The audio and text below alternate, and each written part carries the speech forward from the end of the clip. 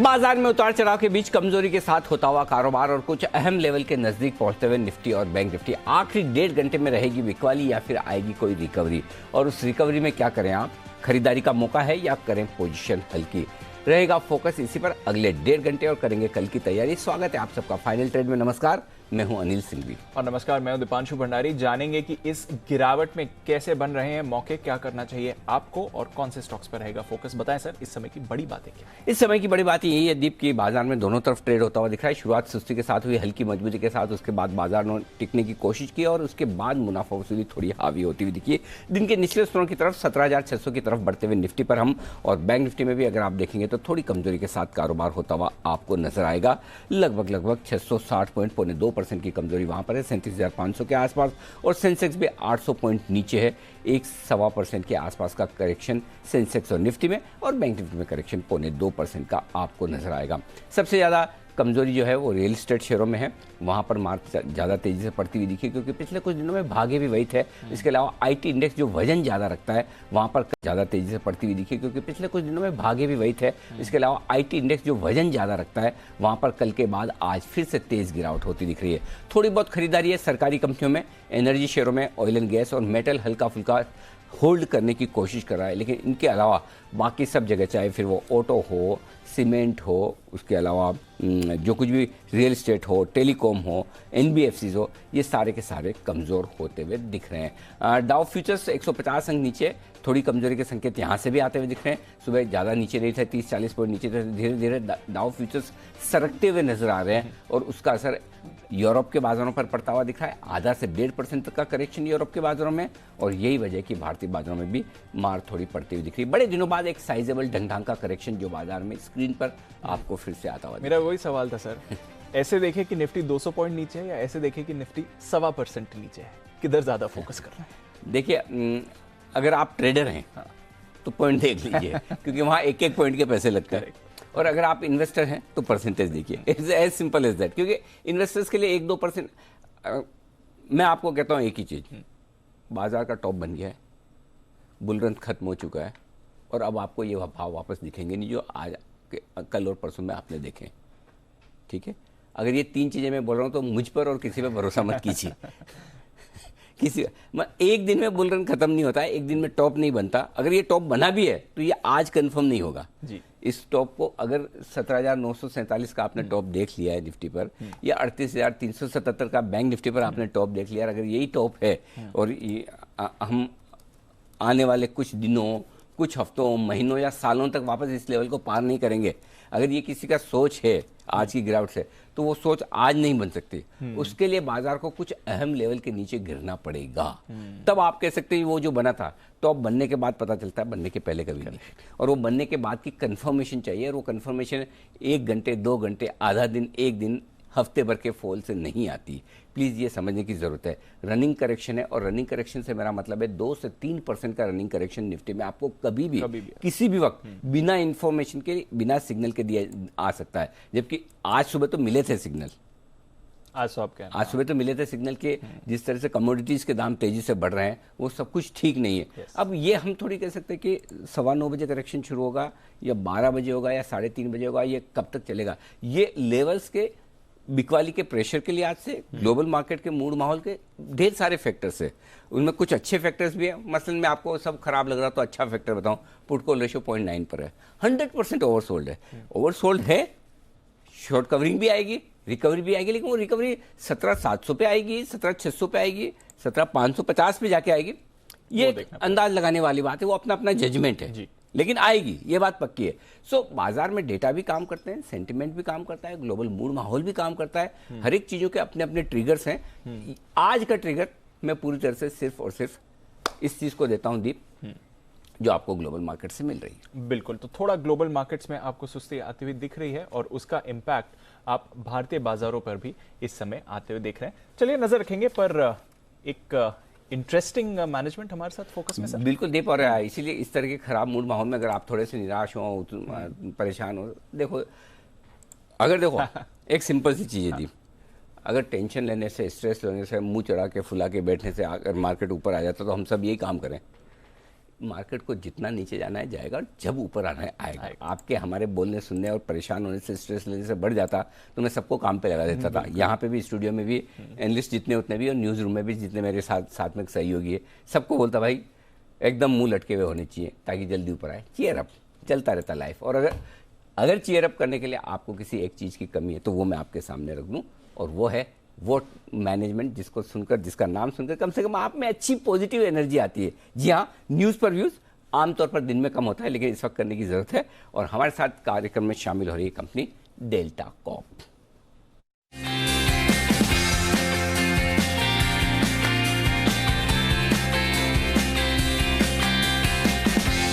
हिंदुस्तान के बाजारों में कैसीनो का कारोबार करने वाली एकमात्र कंपनी है डेल्टा कॉर्प, जिसके गोवा में कैसीनोज हैं, आप जानते हैं। ये सिक्किम में है और ऑनलाइन पोकर साइट adda50.com चलाती है, और भी दूसरे ऑनलाइन गेमिंग कारोबार में भी है। फरवरी 2020 में ही इन्होंने नेपाल में भी एक नया कैसीनो खोला है। आइए स्वागत करते हैं ग्रुप CFO हार्दिक डेवर साहब का। हमारे साथ कार्यक्रम में शामिल हो रहे हैं, जो फाइनेंस में पोस्ट ग्रेजुएट डिप्लोमा कर चुके हैं। 25 सालों के आसपास का गहरा अनुभव आपका फाइनेंस, MIS, अकाउंटिंग और बाकी सारे कार्य कामकाज का है, और लंबे समय से डेल्टा कॉर्प की कमान आपके हाथों में फाइनेंस के लिहाज से। हार्दिक जी, बहुत बहुत स्वागत है, धन्यवाद जी बिजनेस के लिए वक्त निकालने के लिए।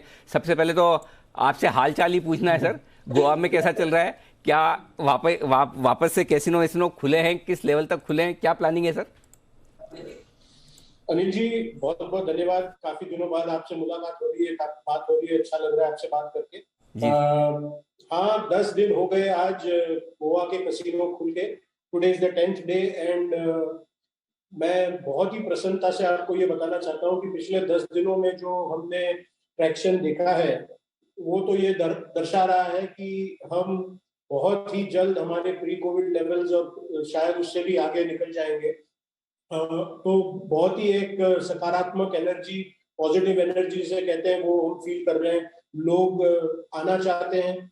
कोविड की वजह से काफी लोग घर में बंधे रहे हैं काफी दिनों तक। इसके अलावा सिक्किम का जो हमारा कैसीनो है वो करीब 14-15 अगस्त के करीब टुवर्ड्स दैट टाइम शुरू किया था हमने। तो उसमें करीब 40 दिनों का कुछ हमारे पास एक पैरामीटर है। वो भी अगर देखें तो वहां पर जो नंबर्स हम कर रहे हैं वो ऐसे नंबर थे जो हमने 2019 में जब हम 12 महीने विदाउट एनी इंटरप्शन जब चलाए थे, वो नंबर्स भी हम नहीं कर पाए थे। वैसे नंबर्स हम सिक्किम में आज कर रहे हैं। तो ओवरऑल जैसे जैसे देश अनलॉक हो रहा है, अनलॉकिंग की तरफ बढ़ रहा है हर एक राज्य, मुझे लगता है कि ये स्थिति यहाँ से और बेहतर ही होगी। गोवा, जैसे मैंने कहा, पिछले 10 दिनों का जो अगर हम रुझान देखें आपके शब्दों में, तो वो रुझान तो यही बता रहा है कि अगला क्वार्टर जो होने वाला है वो बम्पर क्वार्टर हो सकता है। मजा आ गया आपकी बात सुनकर। और सबसे बढ़िया बात जो आपने कही इन सबके बीच में वो ये कि सिक्किम का कैसीनो आप कह रहे हैं कि प्री कोविड लेवल से भी ऊपर अभी आपके फुटफॉल्स है, राइट? मैं फुटफॉल्स पे नहीं जाऊंगा क्योंकि फुटफॉल्स में थोड़ी रिस्ट्रिक्शन आ जाती है। कोविड प्रोटोकॉल्स हमको फॉलो करने होते हैं। तो हम क्या करते हैं अनिल जी कि हमारा जो कस्टमर है उसको फिल्टर कर देते हैं थोड़ा बहुत। तो जो हमारे लॉयल्टी प्रोग्राम मेंबर्स हैं, जो हमारे रेगुलर हैं, हम उन्हें ज्यादा आकर्षित करते हैं, ना कि वो जो आते हैं केवल कैसीनो देखने, घूमने, खाना पीना खा के निकल जाने। तो हम एक तरह से ट्राई करते हैं कि ज्यादा से ज्यादा सीरियस गेमर्स आए, जिसकी वजह से जो हमारा वॉल्यूम में घटावा हो रहा है वो हम यहाँ वैल्यू से कवर करें। तो हार्दिक जी, आप ये कह रहे हैं कि मेरे जैसे लोगों का स्वागत कम है थोड़ा? बंसल जी और कुणाल जी, हमारे जैसे जो लोग रेगुलर कैसीनो वाले हैं, आशुष जी, उनके लिए हम तो एक्चुअली वैसे ही लोग हैं। आपका तो हमेशा स्वागत है अनिल जी, आपका तो हमेशा स्वागत है। नहीं, चलिए बढ़िया। लेकिन ये कहीं दिख रहा है बेसिकली, क्योंकि अब पूरे देश दुनिया में रिवेंज टूरिज्म वाली जो बात चल रही है कि लोगों को निकलना है घर से बाहर और आना है। तो क्या ये फुटफॉल वाले रेस्ट्रिक्शंस आपके कब खत्म होंगे, और वो मतलब प्री कोविड लेवल से और ऊपर के लेवल पर आपके गोवा के और बाकी जो चीजें हैं वो कब तक होंगी? इसके बारे में एक अंदाजा दें सर। जैसे मैंने कहा Anil ji, as far as revenue is concern, revenue तो हम शायद प्री कोविड लेवल अगले क्वार्टर में है या उसके पहले भी शायद वो रन रेट जो बोलते हैं वो हम अचीव कर पाएंगे और प्री कोविड लेवल्स पे पहुंच सकेंगे अगले क्वार्टर में। ये हमारा बखूबी मानना है और उस पर हमारा दृढ़ विश्वास भी है। एज रिगार्ड्स रिस्ट्रिक्शंस कब कम होंगे, तो ये मैं गोवा के लिए बता सकता हूँ कि गोवा में आज पिछले 2 दिन पहले ही वहां के मुख्यमंत्री ने ये बयान दिया है कि 50% से जो ज्यादा लोग हैं गोवा के residents have been fully vaccinated, और उनका प्लान है नवंबर तक सारे लोगों को, गोवन रेसिडेंट्स को 100% वैक्सीनेट कर दें। एज फार एज हमारा डेल्टन इज कंसर्न, हमारा जो स्टाफ है वो करीब करीब 100% वैक्सीनेटेड है। तो जैसे जैसे ये वैक्सीन की मात्रा बढ़ेगी, लोग ज्यादा ज्यादा वैक्सीनेट होंगे, और राज्यों में भी हमने देखा कल भी 1 करोड़ वैक्सीन लगे हैं, होपफुली आज भी उतने लग जाएंगे, तो हमारा जो भी पेस बढ़ रहा है, तो मेरे हिसाब से मुझे लगता है अक्टूबर नवंबर के आते आते ये सारे रिस्ट्रिक्शंस खत्म हो जाने चाहिए। हार्दिक जी, एक बड़ा स्मार्ट काम आपने किया है जो कि ऑनलाइन ऑनलाइन गेमिंग बिजनेस में भी चलेगा। कोविड के पीरियड में जब कैसीनोज वगैरह बंद थे तो आई एम श्योर उसका बड़ा फायदा हुआ होगा। इस वक्त ऑनलाइन गेमिंग बिजनेस कैसा चल रहा है, और जो आदतें पड़ गई लोगों की कोविड में कि हाँ ऑनलाइन गेमिंग ही काम आएगी, वो अभी भी बरकरार हैं? वहाँ पर किस तरह की ग्रोथ देख रहे हैं, वहाँ क्या प्लान्स हैं? ऑनलाइन गेमिंग जैसे आपने सही फरमाया, वैसे जब पहला लॉकडाउन हुआ था और वो जो पहला 3 महीने था, तो अचानक से लोगों को लगा कि घर में कुछ करने को नहीं है, तो सारे लोग ऑनलाइन पे प्लेटफॉर्म पे, चाहे वो नेटफ्लिक्स हो, अमेजॉन प्राइम हो, सारे के सब्सक्रिप्शन बढ़ गए थे, सब कुछ बढ़ गया था, तो उसका फायदा कहीं ना कहीं ऑनलाइन गेमिंग को भी हुआ था। और हमने देखा था एक जो एब्रप्ट अब्रेसिव ग्रोथ हमने देखा था वो 3 महीने में, अप्रैल से लेकर अप्रैल 2000 से जून 2020 में। उसके बाद जैसे जैसे कारोबार खुलने शुरू हुए और सुविधाएं खुलनी शुरू हुई, वो ग्रोथ थोड़ा सा कम हुआ। ये केवल अड्डा के साथ नहीं हुआ, ये सारे ऑनलाइन गेमिंग प्लेटफॉर्म्स पे हुआ है। लेकिन एक बात मेरी ये मानना है, हमारा एज ए कंपनी मानना है कि ये जो प्लेटफॉर्म है और ये जो इंजन है वो काफी ग्रोथ ओरिएंटेड है। हमारा फोकस पिछले 12-18 महीनों में, क्योंकि हमारे बाकी बिजनेसेस बंद थे, तो हमारा फोकस ऑनलाइन गेमिंग पे रहा। हमने ये जो 12-18 महीने है वो हमने क्या यूज किए हैं कि हमने हमारा जो बैकएंड है वो एकदम स्ट्रांग बनाया है। हमारी जो टीम तितर बितर हो गई थी उसको हमने रीग्रुप किया है। We have a new CEO जो अभी फोकस कर रहा है ऑनलाइन गेमिंग पे, रमी पे। पिछले 6 महीने में हमने मल्टी गेमिंग प्लेटफॉर्म अड्डा गेम्स करके है, उसको भी लॉन्च किया है। हमारा ये हमारा जो तजुर्बा रहा है ये बताता है कि पोकर जहाँ पे हम लीडर है, जहाँ पे हमारी लीडरशिप कायम है और उसको हम बरकरार रखे हुए हैं, is not something which is very easily scalable like the rummy business और fantasy business जहाँ पे काफी मात्रा में लोग आते हैं। पोकर एक ऐसा लाइन ऑफ एक्टिविटी है जहाँ पे लोग एजुकेशन ज्यादा मांगते हैं, उसको सिखाना पड़ता है ज्यादा। तो हमने ये अड्डा गेम्स का जो प्लेटफॉर्म है, मल्टी गेमिंग प्लेटफॉर्म, और जो रमी का प्लेटफॉर्म है, वो एक हमने फनल के तौर पे ग्रोथ और उसके लिए यूज करने का हमारा प्लान है, जहां से हम ज्यादा से ज्यादा लोगों को अट्रैक्ट कर सके, ज्यादा से ज्यादा रजिस्ट्रेशन और ज्यादा से ज्यादा लोग हमारी तरफ अट्रैक्ट हो। और उसमें से यदि छोटा एक 5, 10, 15, 20% लोग भी अगर पोकर खेलना चाहते हैं, तो पोकर जो है वो काफी प्रॉफिटेबल है, ज्यादा प्रॉफिटेबल है और ज्यादा रेवेन्यू जनरेशन है। तो ओवरऑल हमारा प्लान क्लियर है कि ये हमको पोकर पे फोकस करके सारे प्लेटफॉर्म्स को ग्रो करना है। हमारे पास अब बैकएंड टेक्नोलॉजी भी रोबस्ट हो चुकी है, हमारे पास टीम भी अभी फुल फ्लेजेड अवेलेबल है। तो I think future is very bright as far as even online gaming spaces का। और हार्दिक जी, आपकी अभी एजीएम भी है 2:15 बजे, तो मैं आपसे ज़्यादा समय नहीं लूँगा। आखिरी सवाल, एक सिर्फ 2 चीज़ें। एक, कैसीनो आपने गोवा में शुरुआत की, वहाँ सिक्किम तक पहुँच गए, बीच में मुंबई भी है, यहाँ पर भी समुद्र भी है और सब कुछ है सर, लोग भी है। जरा सोचिए यहाँ के बारे में भी, ताकि लोगों को ज़्यादा इधर उधर भागना ना पड़े। दूसरी बात, एक्सपांशन कैपेक्स क्या और नए कैसीनो खोलने में या गेमिंग बिजनेस में, ऑनलाइन गेमिंग बिजनेस में आप कुछ और सोच रहे हैं? सो अनिल जी, जैसे आपने कहा, फरवरी 2020 में हमने नेपाल में कैसीनो खोला था, लेकिन 1 महीने के अंदर अंदर ही लॉकडाउन लग गया, तो पिछले 18-19 महीने से नेपाल का कैसीनो बंद था। मैं खुशी के साथ ये भी बताना चाहता हूँ कि 8 सितंबर से नेपाल में भी अनलॉकिंग शुरू हो गई, तो हमारा कैसीनो वहां पर भी खुल चुका है। वहां पर भी जो हम देख रहे हैं लोगों का रुझान है वो यही है कि लोगों को घर से बाहर निकलना है, एंजॉय करना है। तो वहां पर भी जो ट्रैक्शन है वो काफी अच्छा है और वहां पर भी ग्रोथ पोटेंशियल काफी अच्छी है। रहा सवाल मुंबई का, जिस दिन महाराष्ट्र सरकार या किसी भी राज्य की सरकार अपना गेमिंग एक्ट अमेंड करेगी और हमें परमिशन दे देगी, हम will be the first ones to be present in that particular state. जैसे आपको मालूम होगा, ये राज्य सरकार का this falls under the state subject, तो राज्य सरकार का विषय है। हर राज्य को अपना गेमिंग एक्ट अमेंड करना होता है और फिर नक्की करना होता है कि वो लाइसेंस देना चाहते हैं कि नहीं। तो महाराष्ट्र में तो खैर अभी वो सुविधा है नहीं, तो जिस दिन हो जाएगी अनिल जी, आपका ये ख्वाब भी हम शायद पूरा कर देंगे, पर उसके लिए सरकार का नियम बदलना जरूरी है, जो अभी मुमकिन नहीं है।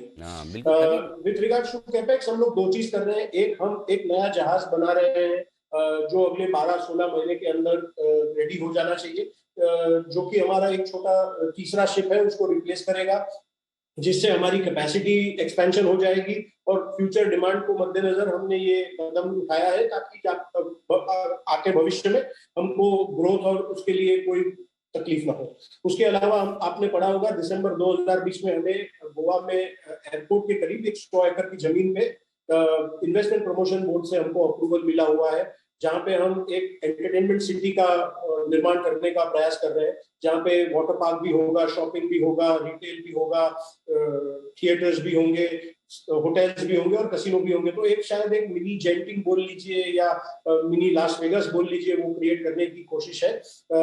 उसका फाइनल अप्रूवल अभी अवेटेड है गवर्नमेंट से, जो आते 1-8 महीने में आ जाएगा और उसके बाद सारे परमिशन वगैरह लेके हम उस पर काम शुरू करेंगे। तो 4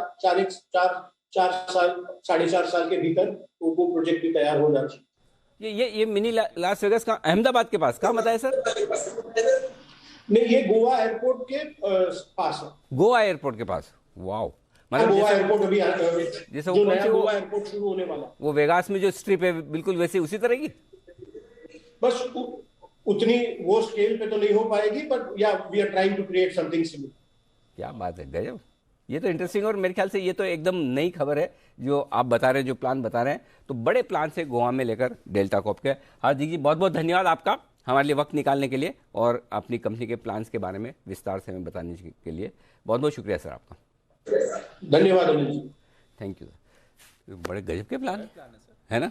एक नई entertainment city, entertainment strip type बनाने वाले हैं। क्यों नहीं हो सकता एक्चुअली? अगर अमेरिका में हो सकता है, मकाओ में हो सकता है, तो हमारे यहाँ क्यों नहीं हो सकता? थॉट प्रोसेस इंपॉर्टेंट है, इसीलिए लोग पसंद करते हैं डेल्टा कॉर्प। और लगातार हमारे एक्सपर्ट्स की तरफ से बार बार लगातार आपके लिए ये आता हुआ दिखा। तो ये हेडलाइन है कि अगले 4 से 5 साल में गोवा में एक इस तरह की एंटरटेनमेंट सिटी बनेगी जिसे आप लास वेगास के साथ कंपेयर कर सकते हैं। साइज भले वो ना हो, लेकिन ये हो सकता है।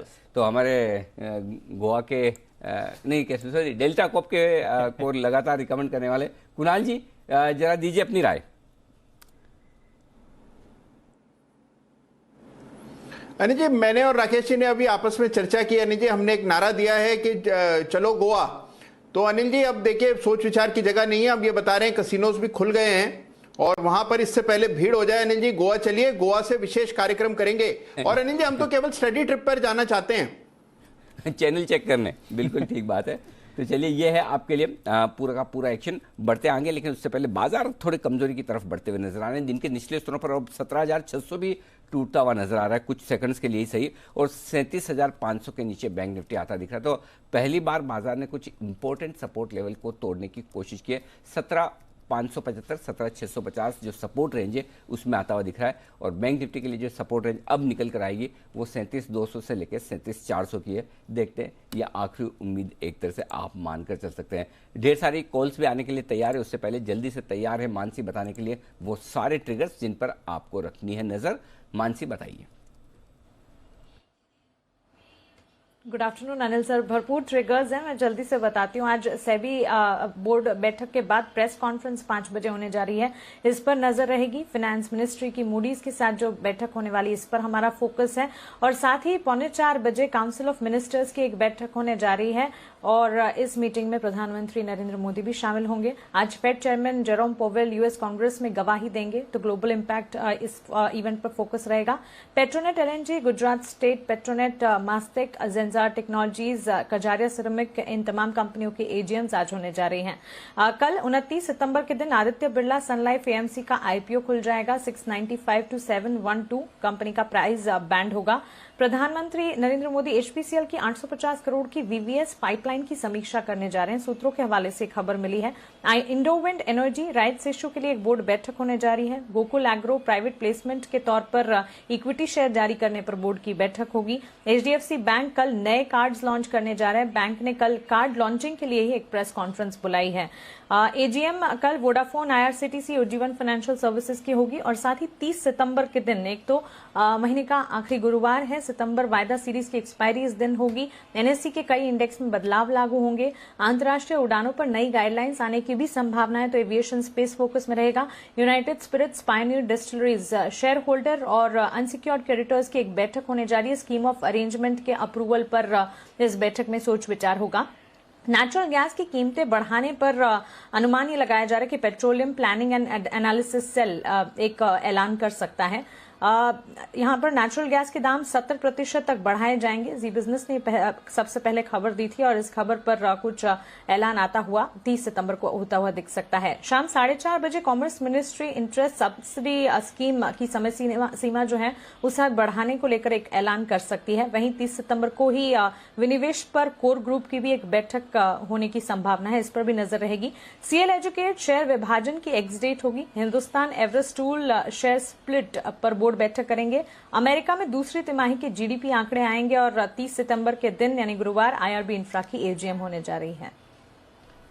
ओके, तो पैक्ड डेज अहेड है हमारे सामने और नजर रखिए इस सारे इवेंट्स पर, बाजार का फोकस रहेगा। आइए वरुण से भी जाने आज के कुछ खबरों वाले शेयर्स। गुड आफ्टरनून वरुण, बताएं।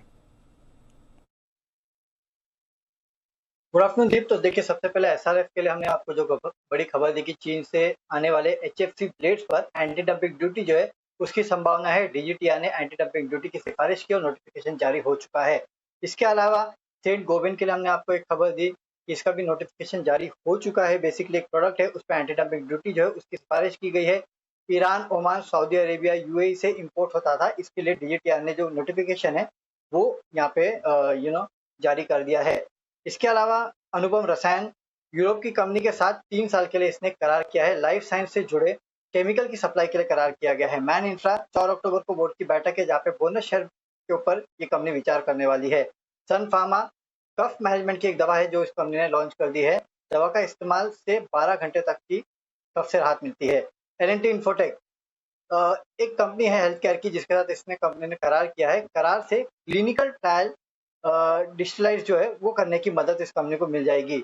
Adani total gas supreme court ने कंपनी की याचिका जो है वो खारिज की और पीएनजी-आरबी के नियम जो है उसको सही ठहराया है।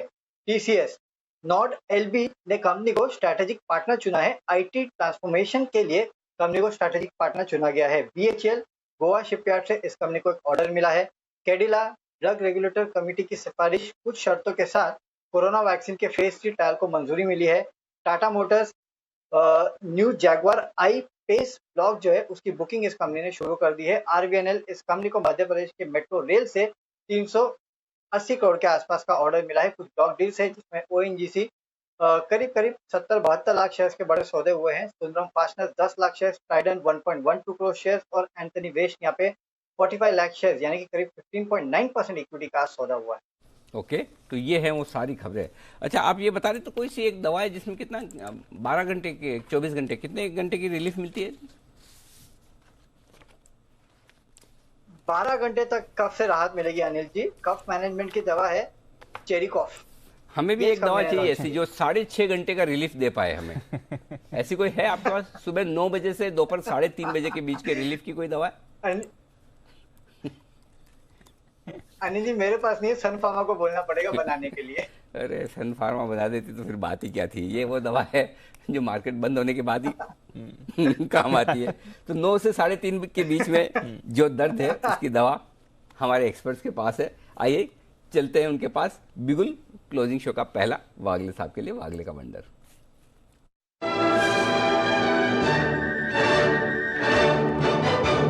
बताएं sir. Good afternoon Anil ji, good afternoon Deepanshu. Anil ji, आप जिस दवा की बात कर रहे थे, सिर्फ afternoon, no good sir, only afternoon. जी सर बताएं। अनिल जी 9:15 से 3:30 बजे तक का जो पेन एलिमिनेट तो हो नहीं सकता लेकिन कम हो सकता है अगर जी बिजनेस देखेंगे तो। थैंक यू सर, क्या बात है, बताएं सर। अनिल जी दोनों तरफ की मूव है, डेफिनेटली ट्रेंड डाउन है, लेकिन ये लेवल पे वन वे शॉर्ट करके यहाँ से one way down move expect करना भी थोड़ा सा रिस्की होगा, क्योंकि यहाँ से मार्केट टर्न होगा तो काफी शार्प होगा। मेरे पास एक बाय कॉल है, एक सेल कॉल है जो हेज भी हो जाएगा। बाय कॉल है BEL में 210 का करंट भाव है, मुझे लगता है ये 210 के जितने ऊपर टाइम स्पेंड करेगा इसमें 8 से 10 रुपए की मूव बहुत जल्द आ सकती है। सो 210, 209.80 ये करंट भाव पे ले ले। 207 का आपका स्टॉप लॉस होना चाहिए, रिस्क सिर्फ 3 रुपए का होगा। 220 तक के टारगेट्स में देख रहा हूँ आज और कल में। बेचना है मेरे को इन्फी, IT स्टॉक्स में मेरे को थोड़ा सा वीकनेस दिखाई देता है। 1680 के करंट भाव से बेचे, 1701 का स्टॉप लॉस और 1630 तक का डाउनसाइड है। IT स्टॉक्स में थोड़ी डाउनसाइड है। IT में है डाउनसाइड, यहां पर आप कर सकते हैं बिकवाली, पर उसके सामने भारत इलेक्ट्रॉनिक्स PSU काउंटर्स में आज हम वैसे भी दमदार तेजी देख रहे हैं, यहां पर करके चलें खरीदारी। ये है वागले साहब की राय। आइए स्वागत करते हैं नितिन जी का भी, बिगुल निफ्टी के निशानेबाज नितिन मुरार का।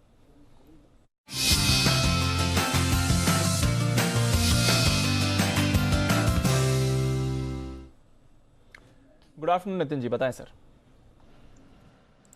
HPCL की 290 स्ट्राइक की कॉल ऑप्शन लेंगे, जो मुझे मिल रही है अभी 2 रुपये 80 पैसे में। परसों एक्सपायरी है और आज इसमें हम देख रहे हैं कि रोल ओवर्स भी ठीक हो रहे हैं और अभी भी स्टॉक करीब गिरते मार्केट में 3.5-4% ऊपर है। तो मुझे लग रहा है कि जो एक्सपायरी होना है, रोल ओवर्स होना है, उसमें और शॉर्ट कवरिंग आ सकती है और स्टॉक करीब 295 से 300 की तरफ जा सकता है। इसलिए 290 की कॉल अभी मुझे 2 रुपये 85 पैसे 3 रुपये ऐसे मिल रही है, लेना चाहिए। टारगेट होंगे 8 से 9 रुपए का, स्टॉप लॉस होगा 1 रुपए का। तो ये है आपके लिए HPCL, जहां पर आप करके चल सकते हैं खरीदारी। 290 की कॉल खरीदनी है, ये है नितिन जी की तरफ से राय। और हम देख ही रहे हैं यही एक स्पेस है बाजार का जहां पर आपको आज राहत आती हुई दिख रही है। बाकी सभी स्पेसेस में आप थोड़ी कमजोरी देख रहे हैं। PSUs और एनर्जी से जुड़े स्टॉक्स, यहीं पर सबसे ज्यादा एक्शन आपको बनते हुए दिख रहा है। टोरेंट पावर, ये भी एक और काउंटर है जहां पर आपको एक्शन बनते हुए दिख रहा है, 3% ऊपर है। विश्वेश जी से इस पर एक राय लेते हैं। Vishwesh ji good afternoon, Torrent Power पर कोई सलाह sir? Good afternoon Deepanshu, good afternoon Anil जी।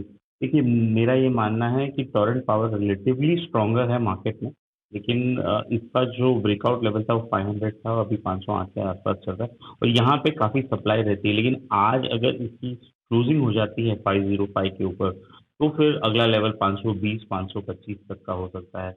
लेकिन मार्केट्स के मूल माहौल को देखते हुए मैं ये कहूँगा कि थोड़ा सा वेट एंड वॉच करें, क्योंकि शायद एक अपॉर्चुनिटी और बेटर मिल सकती है अगर निफ्टी थोड़ा सा और नीचे।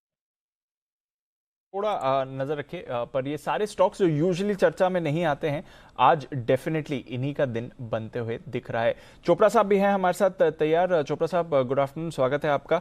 कैसे देख रहे हैं सर आज के मार्केट एक्शन को? थोड़ा शेकआउट हो रहा है एक्सपायरी से पहले, पर PSUs फोकस में आ रही हैं, पावर कंपनीज फोकस में आ रही है और वहां पर भी ऐसी कंपनीज जहां पर यूजुअली बाजार की नजर नहीं जाती है। कैसे देखें इस एक्शन को सर? दीप, मुझे लगता है कि ये करेक्शन अवेटेड था और आप ये समझिए कि इसको मैं एक शेक ऑफ कहूँगा कि इस तरीके के शेक ऑफ्स जो हैं वो बुल मार्केट्स में होते भी रहने चाहिए, क्योंकि थोड़ा लॉजिकल होना चाहिए मार्केट को। रोज़ाना 200 पॉइंट 300 पॉइंट निफ्टी ऊपर बंद हो और सारे ही स्टॉक भाग रहे हैं, सारे ही सेक्टर भाग रहे हैं या मोस्टली सेक्टर्स भाग रहे हैं, ये नॉर्मल नहीं है, नेचुरल नहीं है, ये बाजार का नेचर नहीं है। तो इस तरह के शेक ऑफ्स जो हैं मार्केट को हेल्दी करते हैं। दूसरी बात, जो आपने कहा सरकारी क्षेत्र की कंपनियां चल रही हैं, ये कंपनी अगर आप ध्यान से देखिए, सबका प्राइस टू अर्निंग 10 से नीचे है मोस्टली, और ये कंपनियों में आज स्ट्रेंथ दिखाई दे रही है। और मैं काफ़ी टाइम से कह रहा हूँ कि एक प्राइस टू अर्निंग देखिए, EPS देखिए, ये कुछ फैक्टर्स देखिए जहाँ पर पीछे से अर्निंग्स हैं और अर्निंग्स जो हैं वो सब्सटैंशिएट करती हैं वैल्यूएशन को, और उन्हीं अंडर वैल्यूड स्टोरीज में रहिए, ओवर वैल्यूड स्टोरीज से निकलते जाइए, प्रॉफिट बुक करते जाइए। मगर कई बार ऐसा होता है, लोग ट्रैप हो जाते हैं। तो ये बुल रन का एक नेचर है और इस तरह के शेक ऑफ्स होते रहेंगे। मगर अभी भी बहुत अच्छी अपॉर्चुनिटीज़ हैं, कुछ बहुत अच्छे स्टॉक्स दिखाई दे रहे हैं और मुझे लगता है कि अपॉर्चुनिटीज़ ढूंढते रहने चाहिए, अंडर वैल्यूड स्टोरीज ढूंढते रहने चाहिए, और हम हमेशा से बताते आए हैं आपके दर्शकों को। तो बताओ सर एक आधा आज भी। देखिए, 2 मैं रिकमेंडेशन करना चाहूँगा।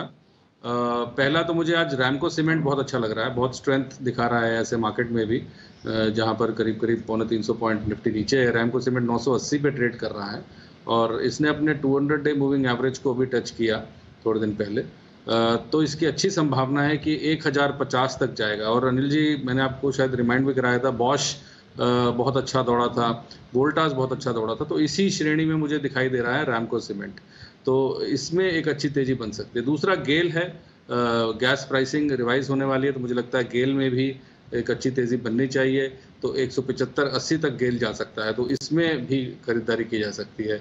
और मेरा फाइनल रिकमेंडेशन है टाटा पावर। टाटा पावर में ने भी आज बहुत अच्छी स्ट्रेंथ दिखाई है, जिस ताकत से खड़ा रहा है, लगभग 139 रुपए पे अभी है, तो टाटा पावर भी 150 तक जाने का दमखम रखता है। मगर मेरी जो पहली चॉइस है आज के बाजार में वो है रैमको सीमेंट्स। तो ये है आपके लिए रैमको सीमेंट पर हाई कन्विक्शन, टाटा पावर पर भी कन्विक्शन और साथ ही गेल यहां पर भी रखें नजर। और हम बात भी कर रहे हैं गैस प्राइस हाइक की, अक्टूबर 1 से होने वाला है, तो एक्सपेक्टेशन है कि अगले कुछ दिनों में आपको नए गैस प्राइसेस आते हुए दिख सकते हैं और वहां पर बड़े उछाल आपको आते हुए दिखेगा। इनफैक्ट गेल की बात करी तो एक बार जरा चार्ट पर भी राय ले ली जाए। गेल जिस तरह से एक्शन दिखा रहा है, 160 के लेवल्स आज भी ट्रेड में होल्ड कर रहा है। क्या करें सुमित जी गेल के साथ? Good afternoon Deepanshu. गेल के अंदर पोजीशंस होल्ड करें, आने वाले दिनों में गेल के अंदर एक अच्छा अपसाइड मूव देखने को मिलेगा।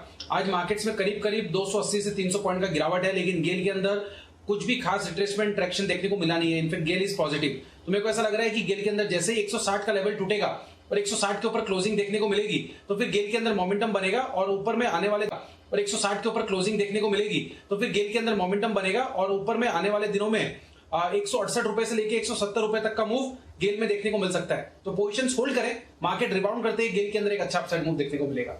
बिल्कुल, वीक बाजार में होल्ड आउट कर रहा है, तो जब बाजार में रिबाउंड आएगा तब देखिएगा गेल क्या करता है। 160 का लेवल है, गैस प्राइस हाइक जल्द आने की संभावना। आइए पर बाजार में ये जो गिरावट है 1.5% नीचे, वैसे तो 800 पॉइंट्स बैंक निफ्टी दिख रहा है, पर परसेंटेज वाइज देखें जैसे अनिल जी ने कहा है तो उतनी भारी गिरावट नहीं है। हालांकि 1000 पॉइंट्स नीचे आज आपको सेंसेक्स भी दिखेगा, पर 2% से कम नीचे है इस समय। क्या करना चाहिए, आइए जानते हैं अनिल जी के साथ मार्केट स्ट्रैटेजी में।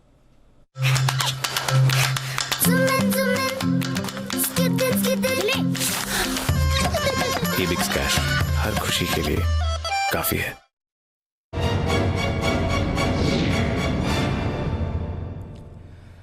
अनिल जी, चीन की बात सबसे पहले करता हूं, ऐसे डाउ फ्यूचर्स पे भी बताऊंगा, क्योंकि उसी की वजह से बाकी ग्लोबल मार्केट्स में परेशानी आई है। चीन के बाजार आज पॉजिटिव बंद हुए हैं, हांगकांग के बाजार 1.25% ऊपर बंद हुए हैं, 300 पॉइंट। तो जहां से परेशानी आई है वहां पर इंपैक्ट नहीं है।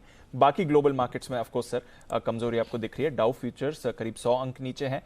नैस्डैक फ्यूचर्स पर नजर रखिए सर, 1% से ज्यादा की गिरावट है, जो इनकी बॉन्ड यील्ड बढ़कर 1.5% पर आ गई, काफी तेजी से 3 महीने की ऊंचाई से। वहां का इंपैक्ट आपको दिख रहा है। यूरोप में भी 1 से 1.5% की गिरावट है और भारतीय बाजार तो सर आप देख ही रहे हैं। दीप रनिंग करेक्शन है और वो करेक्शन आधा दिन का हो सकता है, 1 हो 1.5-2 दिन का हो सकता है, कोई बड़ी बात नहीं है। और थोड़ा मतलब 2 से 3% का हो सकता है। तो 17,900 से आप गिने तो अभी आप करीबन 1.25% गिरे हैं और 17,950 से गिने तो 2% गिन लीजिए। 1-8% की और जगह है, उसका मतलब होता है 17,400 तक की जगह बनती है आपकी।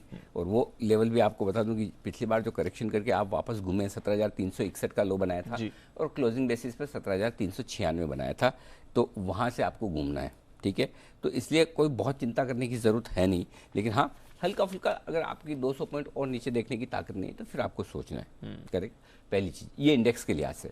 स्टॉक्स के लिहाज से आपकी जो पोजीशन है, जिस स्टॉक में आप पता चला वही है आपके पास जो गिर रहे हैं या ज़्यादा गिरे हैं, मसलन IT जिन्हें आप सेफ मानते हैं, तो फिर वो स्टॉक स्पेसिफिक परसेंटेज मूव ज़्यादा हो सकता है, तो वो आपको अपने हिसाब से रखना है। अब मैं आपको डेटा बता दूँ, डेटा जो है उसके हिसाब से आप इमीडिएटली दिन की सपोर्ट जोन में आ गए हैं जी। तो मेरे ख्याल से यहाँ से और ज़्यादा गिरने नहीं चाहिए, अनलेस कि डाउ फ्यूचर 200-250 पॉइंट हो जाए, वो तो मुझे नहीं पता। अगर डाउ फ्यूचर 100 ही पॉइंट है तो फिर आप यहाँ से और नहीं गिरेंगे, इतना इत्मीनान रख सकते हैं। क्योंकि 17,575 17,650 जो हम रेंज बोल रहे हैं एग्जैक्टली 17,576 पे ही रुका है जी। अभी तो रुका है, तो 17,550 17,600 एक तरह से सपोर्ट मान लें। लेकिन 17,600 के नीचे बने रहना 3 बजे तक इसके लिए डेंजरस हो सकता है और वो 100 पॉइंट की गिरावट ला सकता है। क्यों ला सकता है, कब ला सकता है, वो समझ लीजिए। अगर आप 17,600 के नीचे पुट पर बने रहते हैं, सॉरी मार्केट में बने रहते हैं, तो जो पुट राइटर्स हैं जिन्होंने पुट बेचकर तेजी की पोजीशन बनाई है, आप सोच सकते हैं होंगे रिस्क पर। एक अंदाजा लगाइए।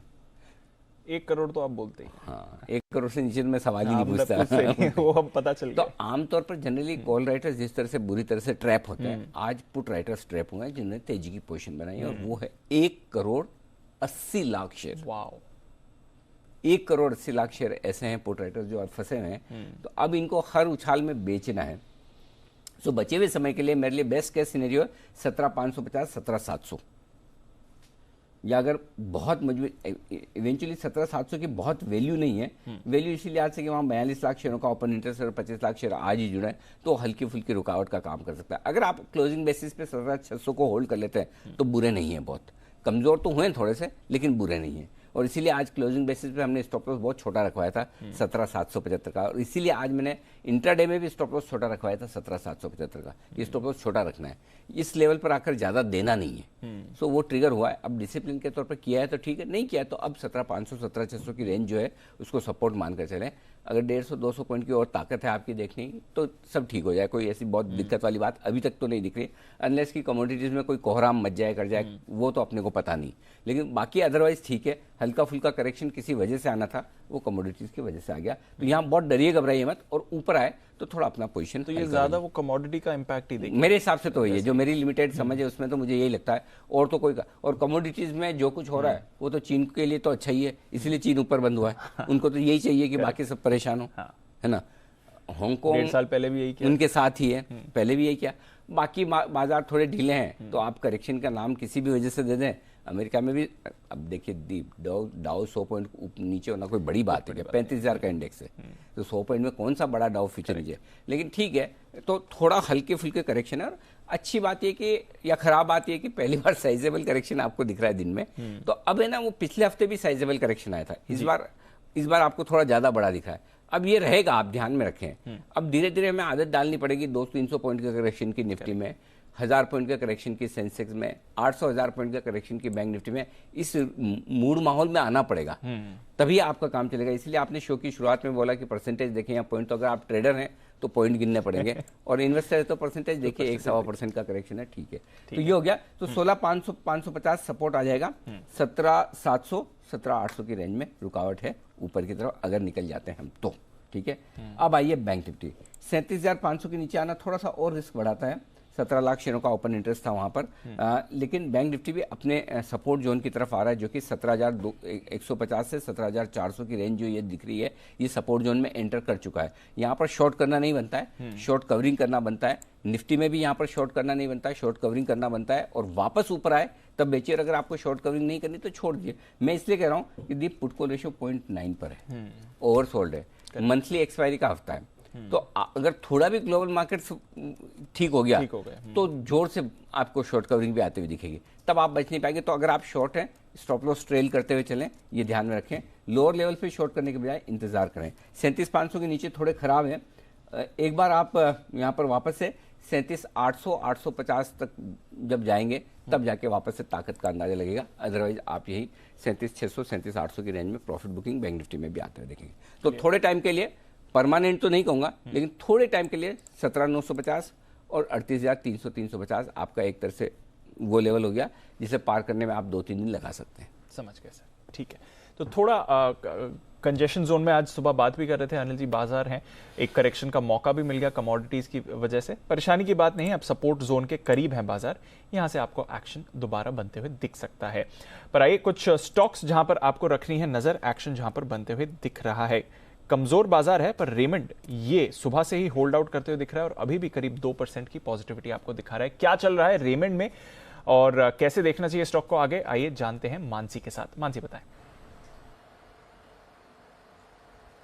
बिल्कुल दीपांशु, देखिए रेमंड ने रीस्ट्रक्चरिंग की जो प्लान किया है इसके चलते ये फोकस में है। बोर्ड ने रीस्ट्रक्चरिंग को मंजूरी दी है और जी बिजनेस ने सबसे पहले इस डेवलपमेंट के बारे में खबर दी थी और उसके ठीक बाद यहाँ पर खबर पर मोहर लगती हुई भी दिखी है। रीस्ट्रक्चरिंग के फायदे क्या हैं और कैसे होंगी रीस्ट्रक्चरिंग, इसे एक एक कर मैं आपको बताने जा रही हूँ। रियल एस्टेट कारोबार को अलग करने को मंजूरी मिल चुकी है। रियल एस्टेट डिवीजन को एक अलग ही सब्सिडरी बना लिया जाएगा रेमंड रियल्टी के नाम से। नया डिवीजन जो है 30 लाख वर्ग फुट के रेजिडेंशियल प्रोजेक्ट्स है जो कि डिलीवर करेगा और अब तक 20 लाख वर्ग फुट की जो इन्वेंट्री बन चुकी है उसका 70% बिक चुका है। तो हम जान सकते हैं कि किस तरह से ये डिवीजन अच्छा फायदा कमा रहा है और अब इसे एक जब अलग सब्सिडी का नाम मिलेगा तो आगे और ज्यादा यहाँ पर फायदा होता हुआ कारोबार को दिखेगा।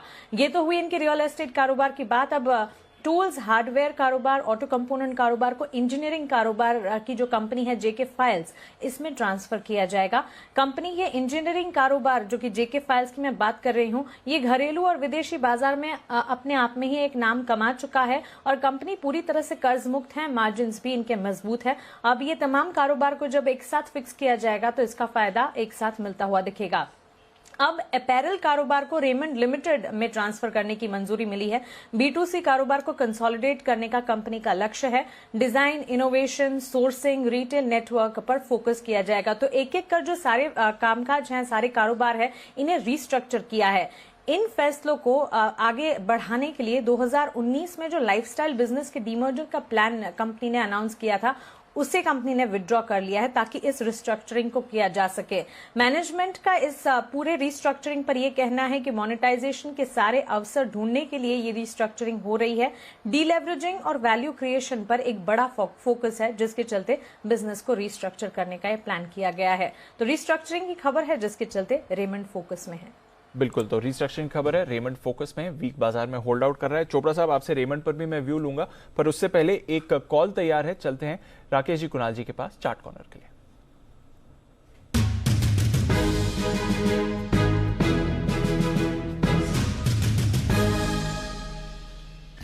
बताएं सर।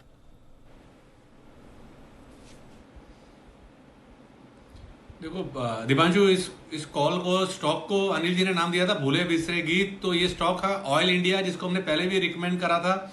इस वीक मार्केट के अंदर, कमजोर बाजार के अंदर भी स्टॉक स्ट्रेंथ दिखा रहा है और जिस तरीके का टेक्निकल स्ट्रक्चर है, जिस तरीके से नेकलाइन तोड़ रहा है ऊपर की, यहां से भी फर्दर एक डिसेंट अपमूव की संभावना है। ओवर टू कुणाल जी। देखिए दीपांशु, हमने 10 की कमाई में लगभग 200 रुपए के आसपास डेल्टा कॉर्प इसमें ऑयल इंडिया में खरीदारी की राय दी थी, तब बड़ा ब्रेकआउट हुआ था और अब आज आप देख रहे हैं एक फ्रेश मोमेंटम बनता हुआ दिख रहा है। बाजार में बाकी जो माहौल है वो बहुत ही बेरिश है, लेकिन जो ऑयल और एनर्जी से जुड़े शेयर्स हैं सब में बड़ी तेजी बन रही है। ऑयल इंडिया को खरीदे इन स्तरों पर, यहां पर 225 रुपए पर 225 पर अब एक स्टॉप लॉस रखें। पहला टारगेट 250 रुपए का, दूसरा टारगेट 262 रुपए का, 262 तक का मूव आपको ऑयल इंडिया में आता हुआ दिखेगा खरीदारी की राय। ओके, तो 262 तक आपको एक्शन आते हुए दिख सकता है। ऑयल इंडिया यहां पर करें खरीदारी। पर कुणाल जी के मन में तो डेल्टा कॉप ही था और शुरुआत भी उन्होंने इसी से करी। और एक बार जरा डेल्टा कॉप के चार्ट को भी पुल अप करिए। अभी हमने मैनेजमेंट से बात करी, उन्होंने कहा गोवा एंटरटेनमेंट सिटी प्रोजेक्ट, बड़ा प्रोजेक्ट जो ये कर रहे हैं, जल्द ही इस पर काम शुरू हो जाएगा और अगले 4 से 5 साल में कंप्लीट कर देंगे। और देखिए स्टॉक भी अब स्पाइक करते हुए दिख रहा है, 3.5% ऊपर आपको इस समय डेल्टा कॉप आते हुए दिखेगा। कुणाल जी, डेल्टा कॉप पर भी अपनी राय दें सर। देखिए राय तो बड़ी नेक है दीपांशु, लगातार हमारी खरीदारी की राय रही है और इस स्टॉक ने परफॉर्म किया है, फ्रेश ब्रेकआउट आता हुआ दिख रहा है। और इतनी बड़ी खबर अभी अभी सुनी है कि नेपाल में भी कसिनो शुरू हो गया है, सिक्किम में भी बड़ा अच्छा चल रहा है, गोवा अब अनिल जी लेके जा ही रहे हैं। तो बिल्कुल बहुत बढ़िया चार्ट है, होल्ड करें जिनके पास है और ऊपर के लेवल्स आते हुए दिखेंगे। बिल्कुल, और ऊपर के लेवल्स आपको आते हुए दिखेंगे। डेल्टा कॉप, कसिनोज भी सारे खुल गए हैं और स्टॉक भी दमदार एक्शन में आ रहा है। आइए देखते हैं विश्वेश जी को क्या पसंद है इस समय। चलते हैं उनके पास विश्वेश के विशेष के लिए।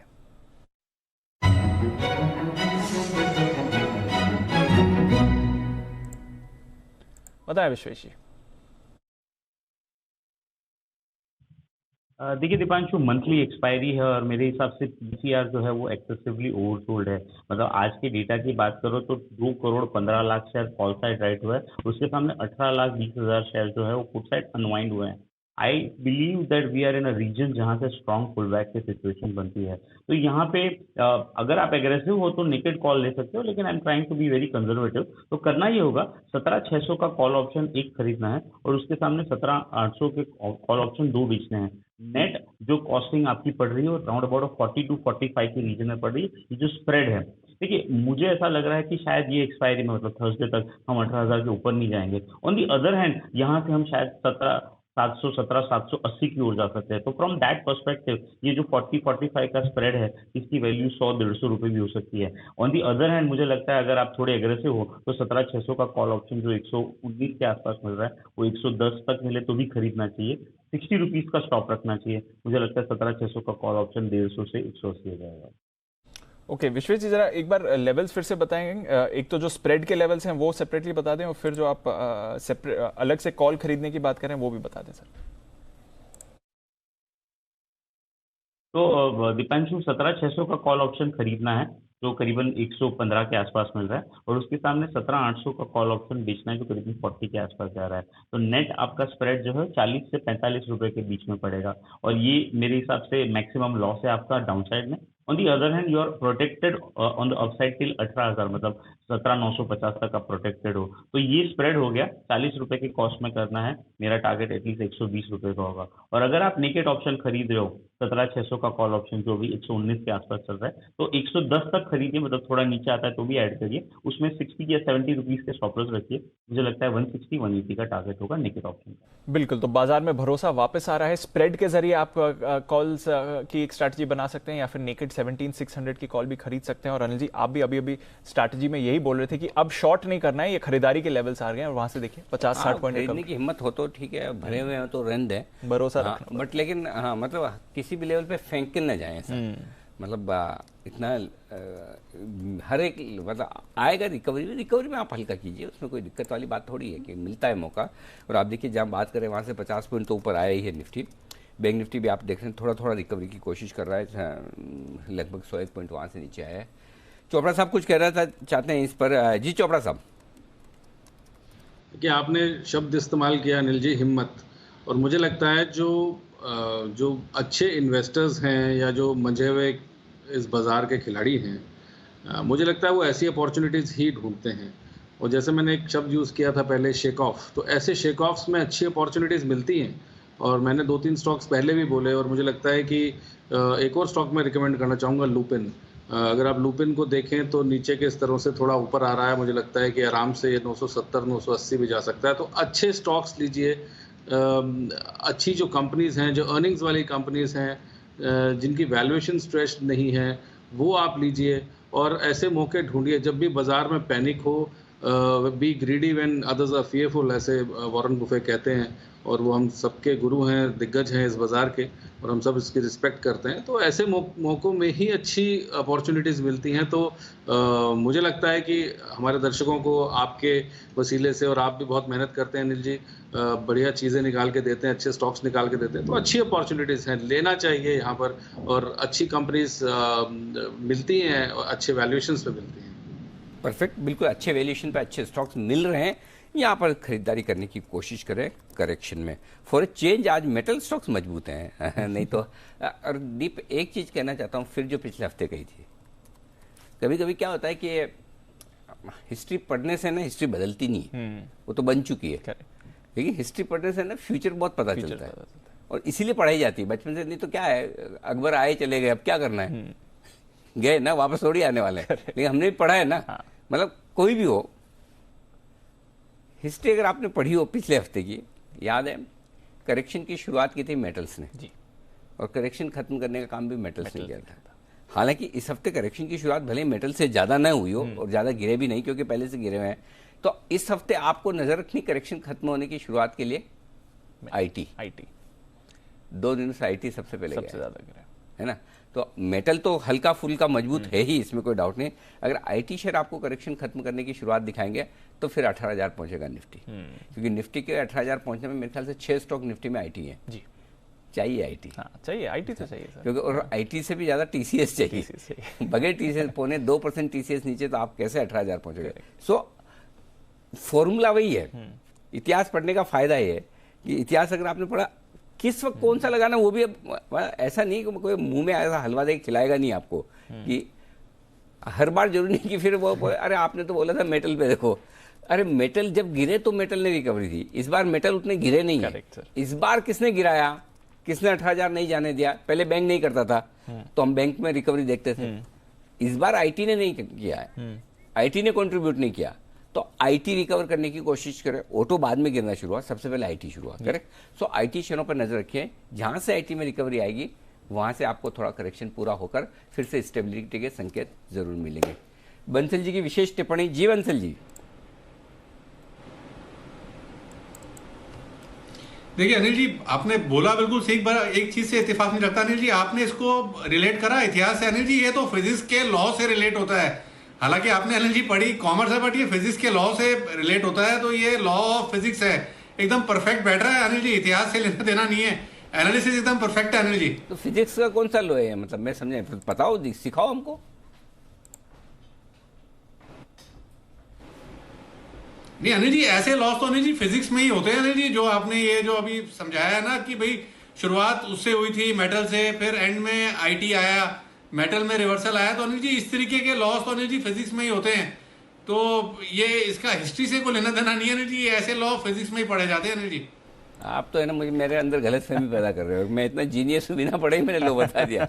मतलब फिजिक्स तो कभी पढ़ी नहीं हमने, फिजिक्स केमिस्ट्री वगैरह तो, और बायोलॉजी से तो बचपन से हमको ये बताया, बायोलॉजी में मतलब वो मेंढक काटना पड़ता है।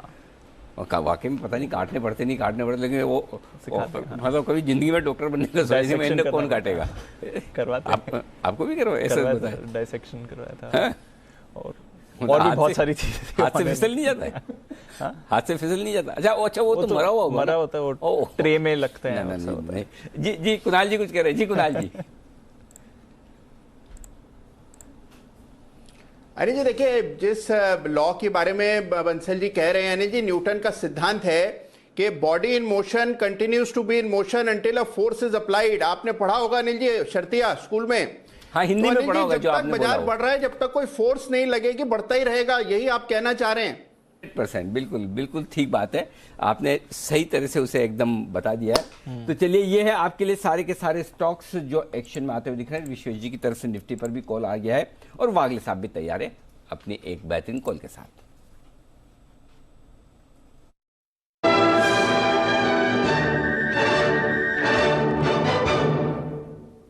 वागले साहब बताएं सर।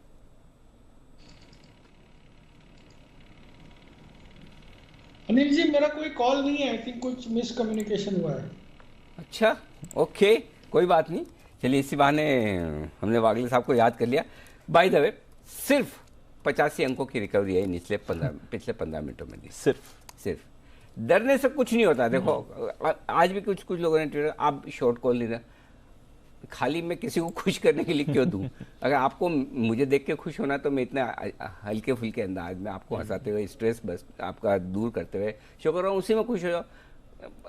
ऐसा थोड़ी कि मतलब जहाँ, और जब दिया था जोर से दिया ना, भूल गए तो मार्च वाली रिकॉर्डिंग रिवाइंड करके देख लो, नहीं लेना नहीं।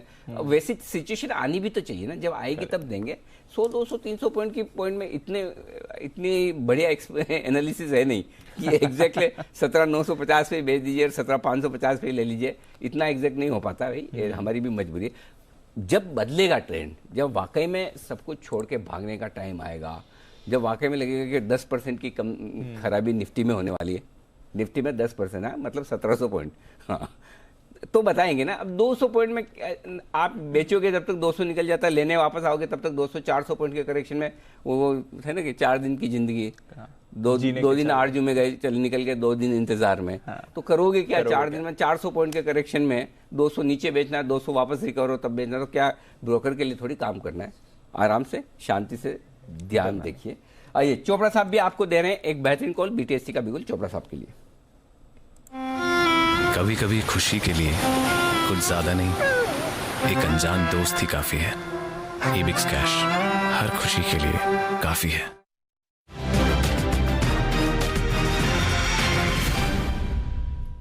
हाँ, वैसे ये जो अभी चोपड़ा साहब जो अभी शेयर हम बोले, वो 4 दिन की जिंदगी वाला जो है कि 2 दिन जो बोला, वैसे 4 दिन की मार्केट की जिंदगी है, 2 दिन करेक्शन के इंतजार में और 2 दिन तेजी के आरजू में निकल गए। हाँ। अब तो कभी तो तेजी आएगी उस उम्मीद में 2 दिन निकल गए, और कभी तो करेक्शन आएगा उस दिन में। इससे बढ़िया है 4 दिन में पैसा लगाओ, अच्छे शेयरों में आराम से बैठो। जी चोपड़ा साहब बताएं, कहाँ लगाना है पैसा?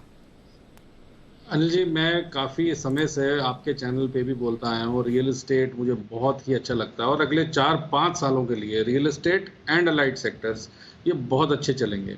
अगर आप अपने आसपास की हरकत भी देखें तो रेजिडेंशियल में खास करके बहुत अच्छी हरकत है। अब जैसे ही कोविड का प्रकोप खत्म हो रहा है, मुझे लगता है कमर्शियल में भी बहुत अच्छी तेज़ी आनी चाहिए, और ये लगभग 1 साल हो गया मुझे इस बात को आइटरेट करते हुए। तो रियल एस्टेट का ही दिग्गज शेयर है और आज गिरावट में मिल रहा है, करीब 3.5% नीचे है। DLF 405-6 पे मिल रहा है और मुझे लगता है कोई भी यदि इसको लेता है तो आराम से 420-25 का स्तर दिखा सकता है। और अगर कोई लंबी अवधि के लिए भी रखना चाहता है, और जो लंबी अवधि के जो निवेशक हैं, क्योंकि DLF में लगभग 230-240 से बोलता है और रिकमेंड करता है, और मुझे लगता है ये स्टॉक वो है जो शायद अपने पुराने हाइस को दोबारा टच करेगा और आने वाले 4-5 सालों में संभवतः ये आपको डबल होता दिखेगा। तो DLF बहुत ही अच्छा लगता है, रियल एस्टेट सेक्टर बहुत अच्छा लगता है, और जो भी आप निवेश करें, जो अग्रणी कंपनी है उसके साथ हम निवेश करें। DLF में अच्छी बात यह है कि उन्होंने अपना कर्जा काफ़ी कम किया है और इस मंदी में भी उन्होंने काफ़ी मार्की प्रोजेक्ट्स बेचे हैं। तो DLF में रिकमेंड करना चाहूँगा अनिल जी, और एक बार फिर आइटरेट कर रहा हूँ कि रियल एस्टेट बहुत ही अच्छा लगता है आने वाले 5 से 6 सालों के लिए। तो रियल एस्टेट अच्छी कंपनियों में आप निवेश करें। बिल्कुल, तो रियल एस्टेट पसंद आ रहा है और DLF पर आपको करना है फोकस। थोड़ी आज गिरावट हुई है, खरीदारी अगर आप करना चाहें तो अच्छा मौका DLF भी दे रहा है। गोदरेज प्रॉपर्टीज भी थोड़ी बिकवाली दिखा रहा था, पर निचले स्तरों से अब आपको रिकवरी के भी आसार आते हुए दिख रहे हैं। सारे के सारे ऑयल एंड गैस काउंटर्स यहाँ पर तेजी है। मेटल काउंटर्स जैसा अनिल जी कह रहे थे रिकवरी आपको दिखा रहे हैं। SAIL, Tata Steel, JSW steel, यहाँ पर भी थोड़ा एक्शन आपको बनते हुए दिखेगा। एक स्टॉक जो रेडार पर थोड़ी देर पहले आया था, लुपिन। बंसल जी, इसकी चार्ट पर रखिए नजर। 950 का लेवल है, थोड़ा एक स्पाइक आया था, उसको सस्टेन नहीं कर पाया, पर क्या लुपिन में थोड़ी एक्टिविटी बनती हुई दिख रही है बंसल जी?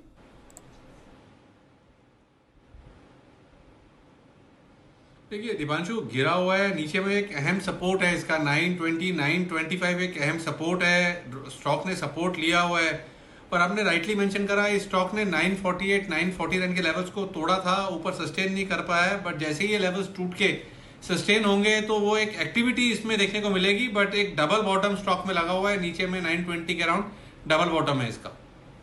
ओके, तो यह है आपके लिए लुपिन, इस पर रखिए नजर। अभी थोड़ी देर पहले थोड़ा एक्शन इस पर बनते हुए दिखा था।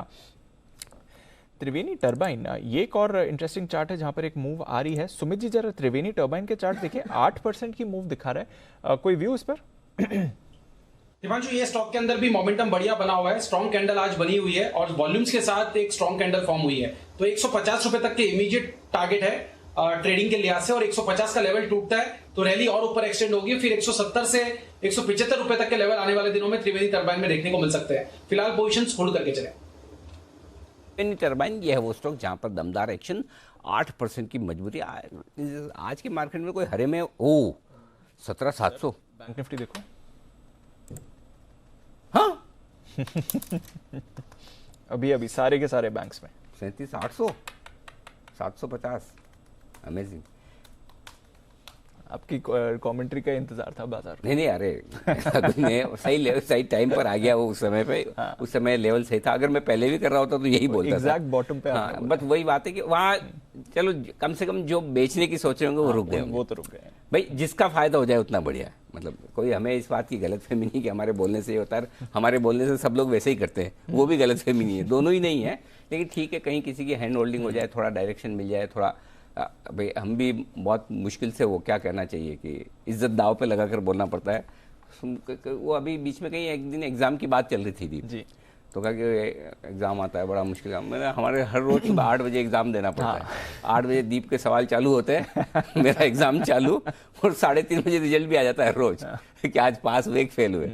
तो हम तो रोज एग्जाम देने के आदी हैं। लेकिन हाँ, आपको जब बोला है तो वहाँ पर अब 17,700 के आसपास आया। हल्का फुल्का अगर आपके कॉस्ट के आसपास है थोड़ा कम कर लीजिए, ऊपर नीचे रहेगा। ओवरनाइट पोजीशन कम करें। 17,800 आए तो थोड़ा और हल्का करिए, ताकि आपको वापस नीचे आए तो लेने की जगह रहे। जिनके पास जगह थी उन्होंने आई एम श्योर खरीदा होगा, नहीं है तो फिर आप रुक जाते। तो पोजीशन मैनेज करते रहें, रिस्क मैनेज करते रहें, रेंज के हिसाब से मौके का फायदा उठाना। बिल्कुल, और मौके का फायदा उठाने का काम करते हैं हमारे सारे एक्सपर्ट्स, जो बढ़िया कॉल्स आपको दोनों तरफ देते हैं। और ऐसा ही एक स्टॉक जो तेजी से भागा है पिछले कुछ दिनों में, जो कि मतलब हिलता तक नहीं कभी, और ये जब हिला है तो लोगों को आश्चर्य होगा, अरे वाह ये स्टॉक भी मूव करता है। कोल इंडिया, इतनी तेजी हो गई 140 से 170-75। ओह माय गॉड, इस खराब बाजार में भी देखिए गजब का एक्शन। अब कोल इंडिया 175 पे अच्छा है या खराब? आशीष और वरुण दोनों एक दूसरे के साथ टक्कर लेने को तैयार हैं। कोयला है या हीरा? पहले शुरुआत कौन करेगा? आशीष बताइए। सर सबसे पहले तेजी के जो तर्क है, क्योंकि स्टॉक में जो बढ़िया तेजी आई है उसके साथ शुरुआत कर लेते हैं। और देखिए अंतर्राष्ट्रीय बाजारों में जो कीमतें, मैं सुबह भी आपको बता रहा था कि कीमतें काफ़ी बड़ा उछाल देखने को मिला है, 120 से 150% का उछाल देखने को मिला है। इसके चलते आप देखिए स्टॉक रडार पर आ रहा है और बढ़िया तेजी देखने को मिल रही है। देखिए 120 से 150% के आसपास की तेजी जरूर देखने मिले कोयले के दाम में, लेकिन ये कितनी सस्टेनेबल है ना, ये सबसे बड़ा सवाल है। क्योंकि अभी आप देख रहे हैं कि पेंटअप डिमांड के चलते कहीं ना कहीं जो रेट्स है वो बढ़े हैं, लेकिन आगे सस्टेन करेंगे क्या, ये सबसे बड़ा क्वेश्चन मार्क है। और वैसे भी ये कंपनी जो है ज्यादा से ज्यादा एफएसएस करती है, जो इसका फायदा मिलना है ई ऑक्शन के प्राइसेस में मिलना है। कुल रेवेन्यूज में करीब 20% के आसपास की आई है, तो कोई बहुत बड़ा फायदा जो है इस कंपनी को मिलने वाला है नहीं तुरंत के तुरंत। लेकिन जो ई ऑक्शन रियलाइजेशन की बात की वरुण आपने, उसमें अगर आप देखें तो माना जा रहा है कि काफ़ी बढ़िया बढ़त देखने को मिलेगी पिछले साल और तिमाही दर तिमाही दोनों लिहाज से इनके देखें तो जो इनके ई ऑक्शन प्रीमियम्स हैं इसमें बड़ा उछाल देखने को मिलेगा। देखिए जो भी पैसा इस कंपनी को मिलेगा ना, वो सीधा सीधा खर्चा होने वाला है। इस कंपनी का सबसे बड़ा कॉस्ट है एम्प्लॉय कॉस्ट। कुल रेवेन्यूज का करीब 40% के आसपास का तो एम्प्लॉय कॉस्ट रहता है। और 2017 में इस कंपनी ने एक वेज एग्रीमेंट साइन किया था। इस साल इस कंपनी को उस वेज एग्रीमेंट को एग्जीक्यूट करना है। कंपनी की जो एम्प्लॉयज है उनकी सैलरीज में 25% के आसपास की बढ़ोतरी होगी, यानी करीब 10,000 करोड़ के आसपास का अतिरिक्त खर्च कंपनी को करना है। तो जो रेवेन्यूज अतिरिक्त मिलेंगे प्राइस बढ़ाने के चक्कर में, सबका सब तो एम्प्लॉय खर्च में जाएगा।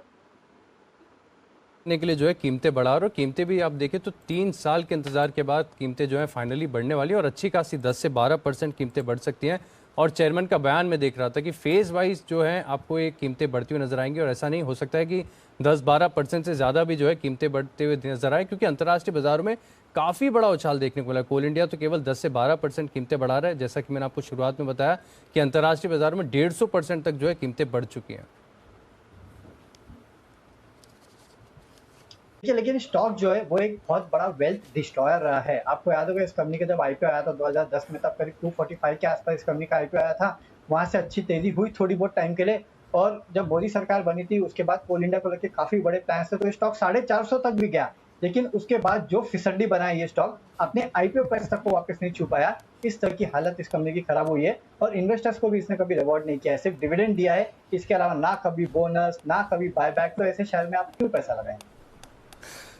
बिल्कुल, लेकिन देखिए 9% की डिविडेंड यील्ड है, अपने आप में काफ़ी बढ़िया। और ऐसे सिनेरियो में जहां पर बैंक्स आपको केवल 5-5.5% जो एफडी पर इंटरेस्ट दे रही हैं, अच्छी सिक्योरिटी मिलती है, स्टॉक चलता नहीं है तो गिरता भी नहीं है। और जब टेक्निकल स्ट्रक्चर भी आप वरुण एक बार देखिए, आपका व्यू भी मैं मान रहा हूँ कि बदल जाएगा।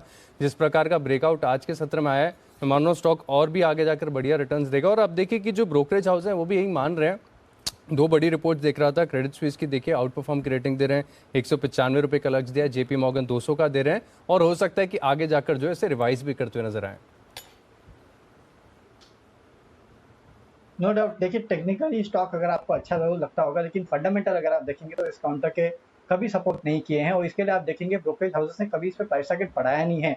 अभी भी अगर आप देखेंगे तो गोल्डमैन न्यूट्रल 165 का टारगेट दे रहा है, जेफरीज होल्ड की रेटिंग दे रहा है, 135 के प्राइस टारगेट दे रहा है। तो ब्रोकरेज हाउसेस चौतरफा खरीदारी की सलाह तो नहीं दे रहे, सबके सब होल्ड या न्यूट्रल पे है। प्राइस टारगेट यहाँ से नीचे के भी हैं। तो प्राइस टारगेट नीचे के दिए हैं, बट जो वरुण की बात थी कि बाकी कॉर्पोरेट एक्शन नहीं हुआ है, बट 9% की जो डिविडेंड यील्ड है ये हमेशा आकर्षित रही है कंपनी की, जिसकी वजह से फंड्स को काफी पसंद है। तुम्हें सिर्फ एक रीजन देना था, और वरुण कुछ नहीं कर पाता, कुछ नहीं, मतलब बोलता भी नहीं आगे। बताओ क्या सर? अनिल सर ने रिकमेंड किया 140 में, बस बात खत्म। फिर क्या? लेकिन ऐसा लग रहा है कि मतलब आशीष व्यू मंदी का है क्या कॉलेज? ऐसा लग रहा है कि नहीं वहाँ ठीक है, टफ जॉब है, इसको सपोर्ट करना बड़ा मुश्किल है। हाँ, लग रहा था, देख के लगा मुझे। बहुत बार इससे पहले भी बुल बनाऊं और घूम जाता है सर। तब तो अब की बार तो घूमने के बाद बने हो, घूम चुका है। चलिए ठीक है, तो ये कोल इंडिया पर हमेशा। अच्छा बाय द वे, आप कह रहे हैं खाली बोनस, खाली डिविडेंड देता है, तो और क्या शेयर प्राइस भी रिटर्न कर दे? और क्या चाहिए? डिविडेंड 9% 8% का डिविडेंड डील दे, और क्या चाहिए आपको? अरे अनिल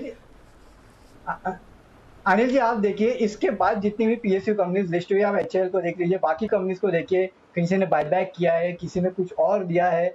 लेकिन ये तो खाली डिविडेंड देता है, इसके अलावा ना कभी बोनस, ना बायबैक, ना कुछ तो इन्वेस्टर्स को और कोई रिवॉर्ड तो कभी मिला नहीं है, और शेयर प्राइस कभी अप्रिशिएट हुआ नहीं है, तो सिर्फ डिविडेंड का ही रिटर्न मिला है बस। ये वो किस में आता है, वो साइंस को फिजिक्स में आता होगा, बंसल जी जानते होंगे, पता नहीं, कि बहुत कई सालों तक आप कोयले को रखो तो फिर वो डायमंड बन जाता है ना। समझ तो गए होंगे आप। आइए एक काम करते हैं कि जरा डिसीजन ले लें अपने। चोपड़ा साहब हमारे वरिष्ठ सदस्य हैं इस वक्त पैनल में। चोपड़ा साहब आप बताएं, आप अपना फैसला दें, कोल इंडिया बुल है या बेयर? देखिए, मुझे लगता है कि जिस तरीके की कोयले की कमी हुई है, इसका एक रीज़न समझना ज़रूरी है कि जहाँ पर कमोडिटी प्राइसेस ग्लोबली, चाहे वो मेटल्स में हो, चाहे वो लंबर में हो, चाहे वो कोयले में हो, तो जो भी कमोडिटीज़ हैं वहाँ पर तेज़ी देखने को मिली, चाहे वो खाद्यान्न की तेज़ी हो, ऑयल सीड्स में तेज़ी हो, तो पूरी कमोडिटीज़ में ही तेज़ी हुई। और इंटरनेशनली भी हमने देखा कि कोल में बहुत तेज़ी देखने को मिली और भारत में इतनी तेज़ी नहीं थी।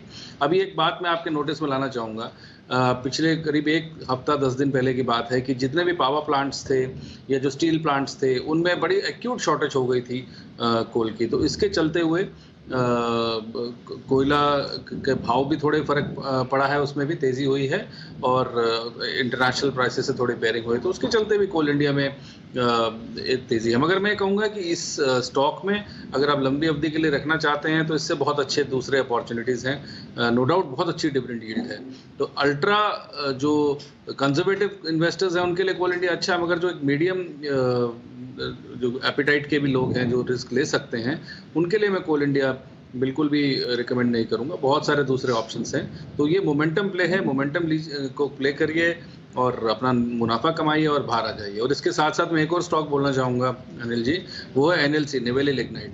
तो वो भी बहुत अच्छा लगता है शॉर्ट टर्म में, तो कोल इंडिया भी यहाँ से हो सकता है आपको आगे 10 से 15% की तेज़ी दिखाए और नेवेली लिग्नाइट शायद 20% की तेज़ी दिखाए, तो नेवेली लिग्नाइट भी अच्छा ऑप्शन है बाय करने के लिए। ओके, तो बिल्कुल ये दो स्टॉक हैं जहां पर आपको खरीदारी करने की राय आती हुई दिख रही है। विश्वेश जी तैयार है, और विश्वेश जी क्या दमदार तरीके से तैयार, क्या टाइम पे विश्वेश जी ने दिया है 17,600 का कॉल ऑप्शन खरीदने की राय। दोनों के दोनों टारगेट हासिल, टारगेट आ गया, घंटों का काम मिनटों में, चुटकियों में, गजब। बिल्कुल विश्वेश जी के लिए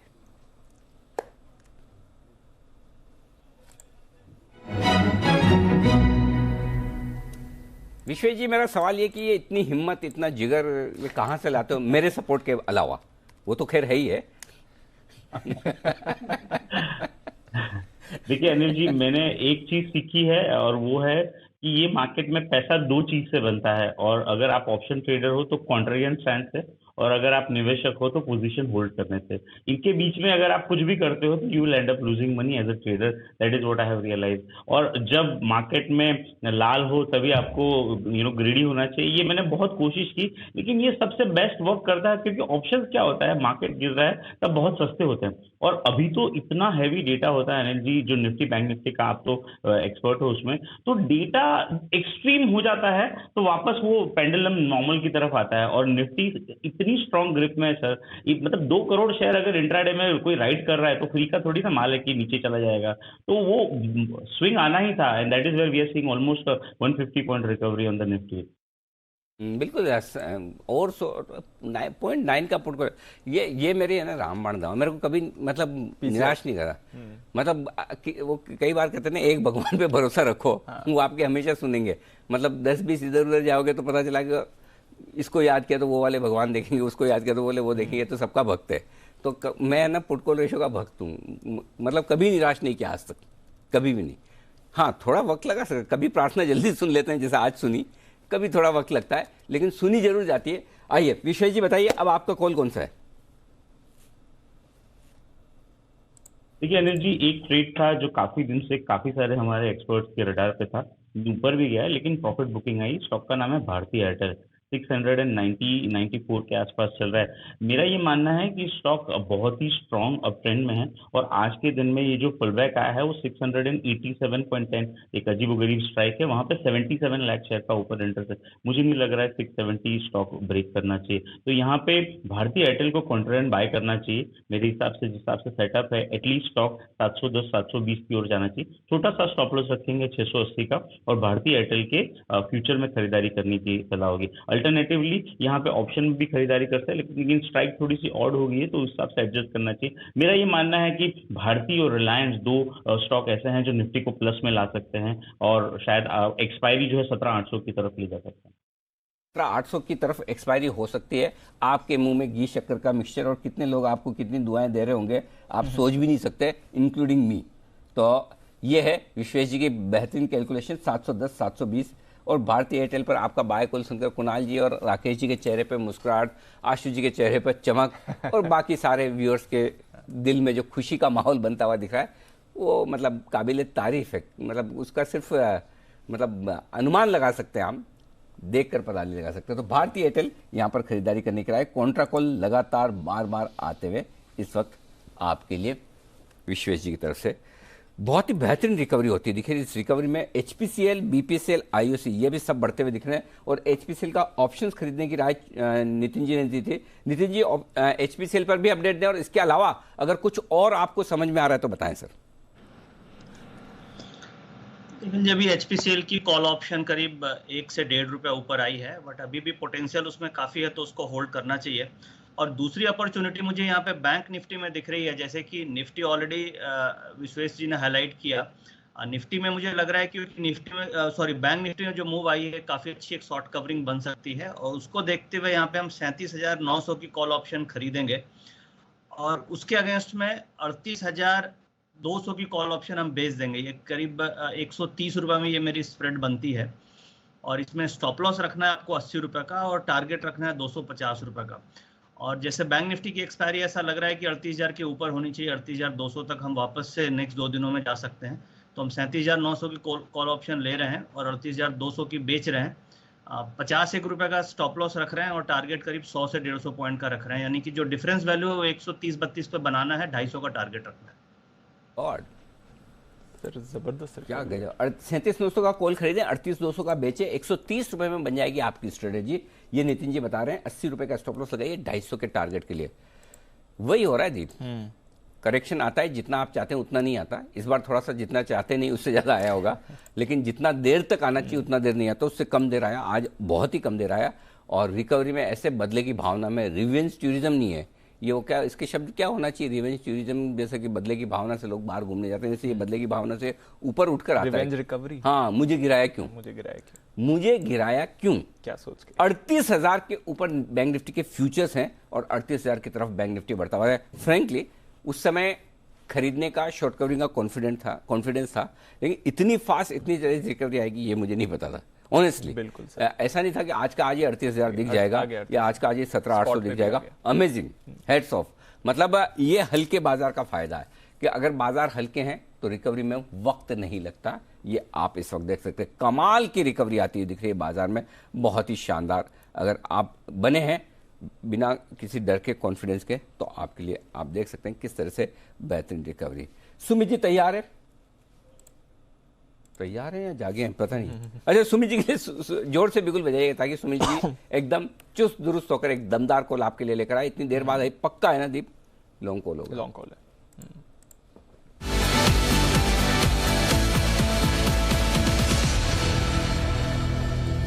सुमित जी के इंतजार की घड़ियां समाप्त हुई, मार्केट रिकवरी के मूड में है। सुमित जी बताइए क्या खरीदना है? बिल्कुल अनिल जी, एकदम सही गैस है आपका। इतनी देर के बाद आया तो लॉन्ग कॉल ही है और रिकवरी का ही वेट कर रहा था मैं। तो जो रिकवरी में पहला स्टॉक रडार पे आया है उसका भाव चल रहा है 158, 159। स्टॉक का नाम है सेलान एक्सप्लोरेशन, जिसका सिंबल है सेलान, SELAN। ये स्टॉक आज पूरे दिन मार्केट की गिरावट में थोड़ा सा भी नहीं गिरा है, एक स्ट्रॉन्ग कैंडल फॉर्म करके खड़ा है।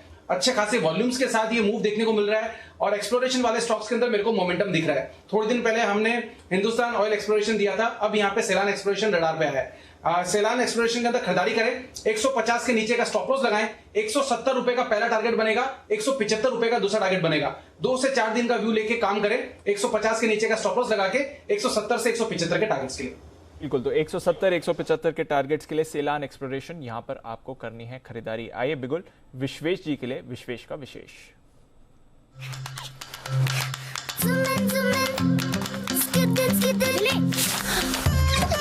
एबिक्स कैश हर खुशी के लिए काफी है।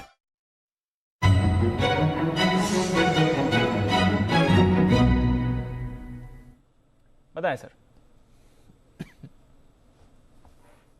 देखिए अनिल जी, जैसे एक क्रिकेटर लूज बॉल की वेट करता है, वैसे ही एक ट्रेडर जो होता है स्ट्रांग मार्केट में पुल बैक की वेट करता है। अभी मुझे लग रहा है Kotak bank is looking super, currently 2068 के आसपास चल रहा है। देखिए बैंक निफ्टी को अगर यहाँ से ऊपर जाना है तो HDFC बैंक और Kotak bank will play a very very major role. मेरे हिसाब से sideways flag on early breakout हो रहा है, और जिस हिसाब से स्टॉक में यहाँ पे मोमेंटम है, मुझे लग रहा है स्टॉक इज हेडिंग फॉर 2140। तो यहाँ पे खरीदारी करनी कोटक बैंक के फ्यूचर में 2030 का स्टॉप रख के, थोड़ा सा नीचे मिले 60 तक तो भी बाय करे। 2100 और 2140 ये दो टारगेट होंगे कोटक बैंक में। 2100 और 2140 तक के टारगेट के लिए कोटक बैंक में करनी खरीदारी, और आज ही नहीं करनी, कल भी खरीदनी, क्योंकि कल है पिक ऑफ द डे का बिगुल कुणाल जी और राकेश जी के लिए। लो कोटक बैंक के बिगुल।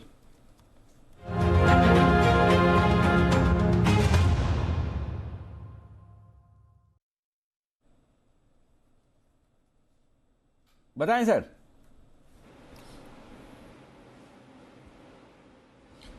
दीपांशु, हमारा भी जो कॉल है कोटक बैंक पर है और खरीदारी की राय है। एक बड़े वाला ब्रेकआउट इसके अंदर देखने को मिला है, और दीपांशु इस स्टॉक को हमने 1650 के अराउंड 2500 के टारगेट के लिए 10 की कमाई में भी रिकमेंड करा हुआ है। जिस तरीके का अब ये टेक्निकल पैटर्न है, ट्रेन टू 2500, 2500 की जर्नी शुरू हो चुकी है, और अब यहां से समय नहीं लगेगा। जिस तरीके का ब्रेकआउट है, अब इसमें बड़ी बड़ी करेक्शंस नहीं आएंगी। तो Kotak Mahindra short term, medium term, long term तीनों के लिए बढ़िया है। ओवर टू कुणाल जी।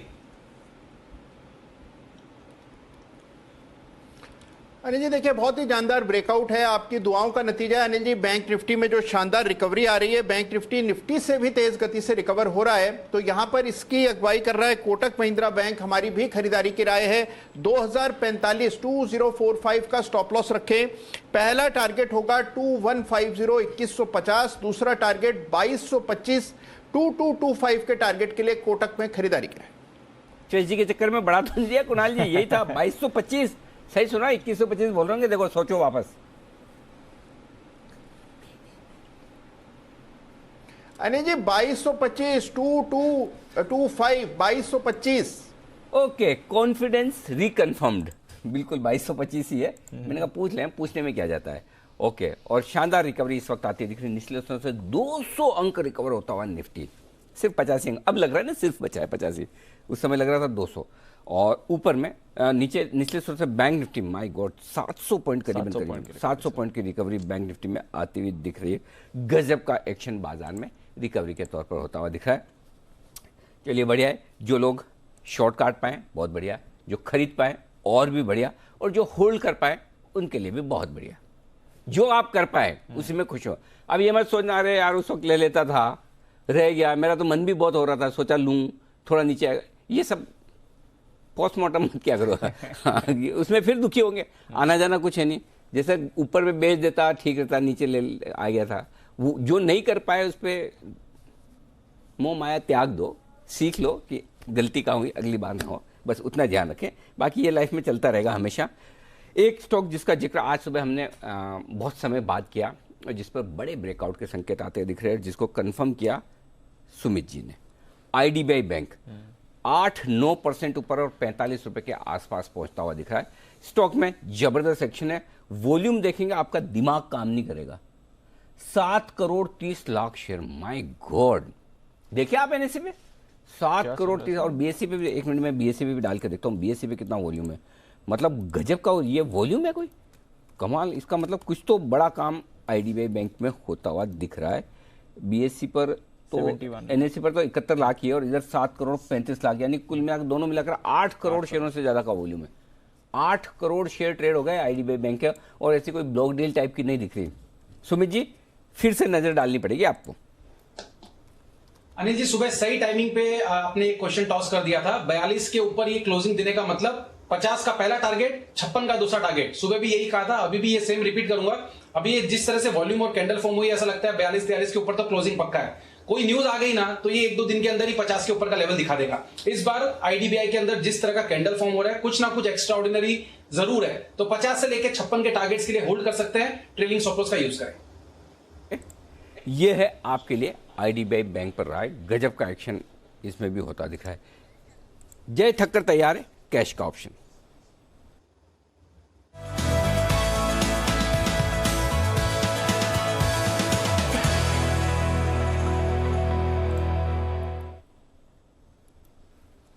जय, स्वागत है आपका।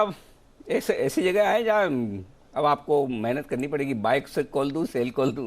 निफ्टी पर बीचों बीच में है, नीचे 17,575 जाकर आए, ऊपर 17,925 के करीबन जाकर आए, एकदम बीचों बीच में। बताएं क्या करना है। अनिल जी, आपका गैस एकदम सही है अनिल जी, और मैं हमेशा कहता हूँ कि आपका गैस वर्क सही होता है। एंड एकदम बीचों बीच मेरी एंट्री हुई है, और वो टाइम जब एकदम ओवरसोल्ड था, डेफिनेटली तभी काफी अच्छा मौका था। ये लेवल्स पर अनिल जी मुझे ऐसा लग रहा है कि जो risk reward point of view अगर मैं देखूं तो मुझे स्टॉक में ज्यादा पसंद आ रहा है, इसलिए मैं इंडेक्स पर नहीं अनिल जी, जैसा आपका गैस सही रहा, मैं स्टॉक स्पेसिफिक एक कॉल लाया हूँ कैश के ऑप्शन में। 4800 की स्ट्राइक का कॉल ऑप्शन खरीदना है डॉक्टर रेड्डी का, 47 पर मिल रहा है, 47 पर ट्रेड कर रहा है। 4800 का स्ट्राइक का कॉल ऑप्शन डॉक्टर रेड्डी का वो खरीदना है जी। 125 का लॉट है, यहाँ पे आपको स्टॉप लॉस रखना होगा 20 पर, 20 पर स्टॉप लॉस रखना होगा। तो डाउनसाइड रिस्क अगर आप देखें तो 27 पॉइंट का है। फर्स्ट टारगेट एनर्जी जो इसका बनेगा 90 का बनेगा, सो ऑलमोस्ट अब अगर आप देखें तो डबल है, 47 का 90, और ये परसों की एक्सपायरी का ही है। 90 का फर्स्ट टारगेट रहेगा, 125 का दूसरा टारगेट रहेगा। बिकॉज मुझे ऐसा लग रहा है अनिल जी कि ये 2 दिन में डॉक्टर रेड्डी में काफी अच्छा खासा हमें बाउंस बैक देखने मिल सकता है। जो भी स्पॉट में अगर आप देखें 4824 के आसपास ये ट्रेड कर रहा है। I am expecting nothing less than 4950 से 4970 तक के हमें लेवल्स स्पॉट में देखने मिले, तो लगभग 125 पॉइंट की तेजी यहाँ से देखने मिल सकती है डॉक्टर रेड्डीज में। इसीलिए अनिल जी मैंने रिकमेंड किया। और risk reward point of view अगर देखें तो 125 का लॉट है, सो ज्यादा रिस्क है नहीं अनिल जी। 3-3.5 पॉइंट का के रुपीज का एक रिस्क है, ऊपर में टारगेट्स काफी अग्रेसिव बन रहे हैं। अरे भाई साहब, ये कहाँ से लाए आप डॉक्टर रेड्डी? कोई फार्मा शेयर तो एक भी कोई देख नहीं रहा। जय, किधर से नजर पड़ी आपकी? नहीं अनिल जी, वो ऐसा होता है कि काफी बार ऐसा अनिल जी हो जाता है कि आप एक्सट्रीम्स पर अगर आप होते हो मार्केट में, और वहां पे अगर आप रिवर्सल आपको दिख जाए, सो वो टाइम पे ऑप्शंस में आपको एक अच्छा खासा मुनाफा देखने मिलता है। And that is what one has to look at. और यहाँ पे रिस्क रिवॉर्ड बहुत ही बढ़िया मिल रहा है। सो इंडेक्स के अगर मुकाबले अगर आप देखें तो डॉक्टर रेड्डीज जिसका लॉट साइज छोटा है, 3-3.5 पॉइंट में कैश के ऑप्शन में, ये एकदम सूट कर रहा था। बिल्कुल, तो फार्मा पे रखिए नजर सर। एक्चुअली डॉक्टर रेड्डी जो जय ने आइडेंटिफाई करा है, लुपिन पर भी थोड़ी देर पहले हम राय ले रहे थे, और सन फार्मा यहाँ पर भी सर थोड़ी देर पहले एक स्पाइक आते हुए दिखा था, 2% ऊपर सन फार्मा भी दिख रहा है। एक बार नितिन जी से जाने सन फार्मा की चार्ट्स पर राय। नितिन जी, थोड़े फार्मा स्टॉक्स पे जो बाउंस बैक आ रहा है, सन फार्मा पर कोई अपॉर्चुनिटी दिखती है सर? ये रोलोवर्स हो रहे हैं, और सन फार्मा लास्ट 10-15 दिनों से बिल्कुल साइडवेज है। तो मुझे आज लग रहा है कि ये एक नेक्स्ट मूव बननी चाहिए नेक्स्ट 2 दिनों में, और हो सकता है फार्मा में आउट परफॉर्मेंस मिले, और पॉसिबल है कि सन फार्मा 795 की तरफ जा सकता है। तो यहाँ से बाय बनता है। स्टॉप लॉस 775 का है, और टारगेट 795 के है। इसकी जो रेसिस्टेंस है वो 800 के आसपास रेसिस्टेंस है। ये जो एक्सपायरी है इसमें 800 से 795 तक का आप टारगेट रख करके बाय कर सकते हैं। ओके, तो सन फार्मा इस पर आपको रखनी है नजर, एक्शन बनते हुए दिख रहा है। आइए फार्मा शेयर्स पर चोपड़ा साहब की भी राय लेते हैं। उससे पहले विश्वेश जी भी एक कॉल दे रहे हैं, तो बिगुल विश्वेश का विशेष।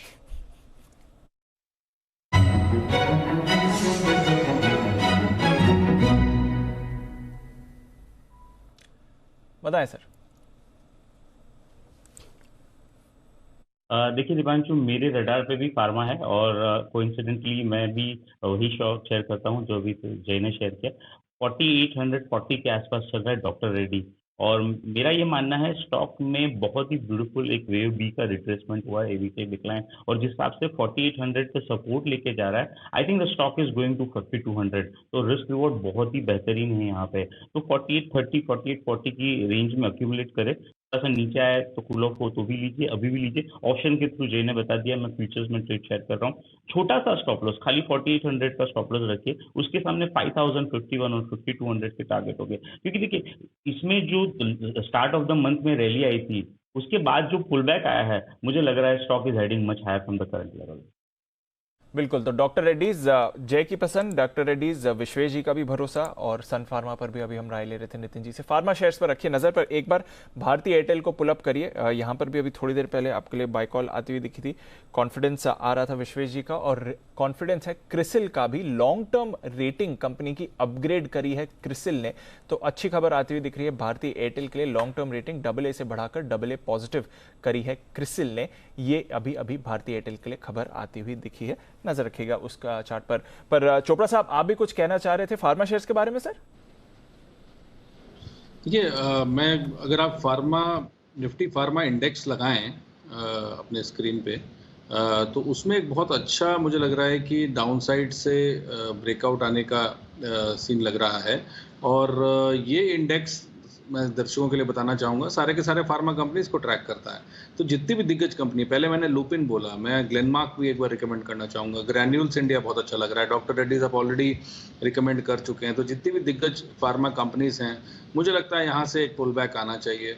और जब भी पुल बैक आता है फार्मा में, एक बात और मैं बोलना चाहूँगा कि ऊपरी स्तरों पर अगर आप जो भी दिग्गज कंपनी देखें, चाहे वो ओरो फार्मा हो, लुपिन हो, ग्लेनमार्क हो, सिप्ला हो, तो सभी में करेक्शन आ चुका है। डॉक्टर रेड्डीज में भी एक बहुत मेजर करेक्शन आ चुका है। तो फार्मा इंडेक्स में मुझे एक ब्रेकआउट दिखाई देता है और संभावना ये है कि जितने भी टॉप प्लेयर्स हैं फार्मा के, यहाँ से कम भी 10 से 15% की चाल दिखाएंगे। तो उस पर ध्यान दीजिए, निफ्टी फार्मा इंडेक्स पे खास करके। बिल्कुल, और काफी टाइम से अंडर परफॉर्म भी कर रहा है फार्मा, पर अब समय आ गया है फार्मा के बाउंस बैक का। निफ्टी फार्मा इंडेक्स देखिए जिसके बारे में चोपड़ा साहब बात कर रहे हैं, सडन स्पाइक यहाँ पर है। Sun Pharma, doctor Reddy's, Lupin, Cadila, Cipla पर रखिए नजर, वहां पर भी एक बड़ा स्पाइक आते हुए दिख रहा है। तो फार्मा शेयर्स में बाजार का भरोसा इस समय बढ़ रहा है। पर आइए फाइनल स्ट्रैटेजी चलते हैं अनिल जी के पास।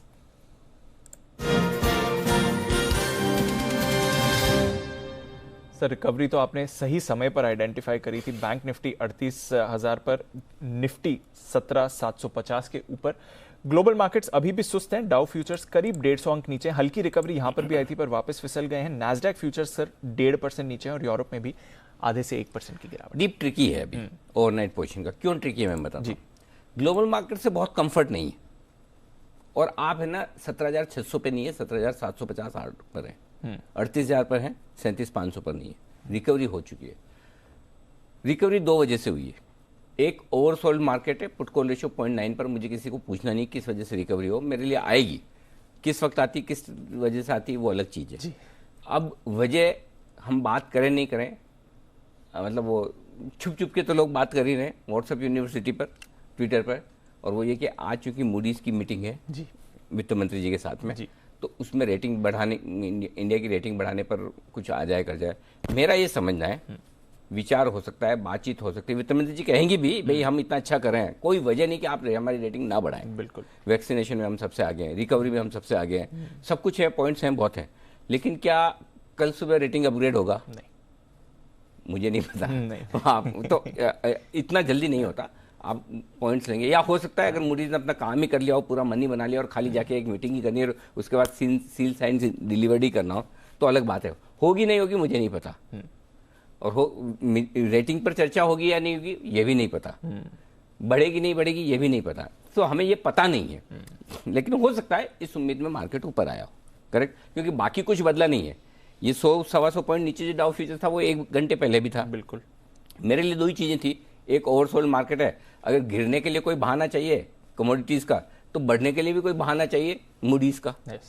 वो हो सकता है। सो आपको सिर्फ ये करना है, क्या होगा वो पता नहीं। इसलिए अगर आप व्यू थोड़ा सा लंबा रख रहे हैं कल के बियॉन्ड, तो आप अपनी हेज पोजीशन को होल्ड करके चलें, कोई दिक्कत नहीं। और अगर आपका शॉर्ट टर्म व्यू और आपको रिस्क नहीं चाहिए, समझो कल फिर 17,600 दिखे तो आप डरेंगे तो नहीं ना। अगर वो है तो कम कर लो, और नहीं तो कोई बात नहीं। अगर समझो मूडीज की रेटिंग नहीं आई, कुछ नहीं आया और वापस 17,600, तो ठीक है, कोई बात नहीं, चलता है। सो आपको पोजीशनिंग वो करनी है। मार्केट में क्या होगा वो प्रेडिक्ट करने की कोशिश मत कीजिए, पता नहीं। इवेंट्स किसी को नहीं पता, मुझे तो कम से कम नहीं पता क्या होगा।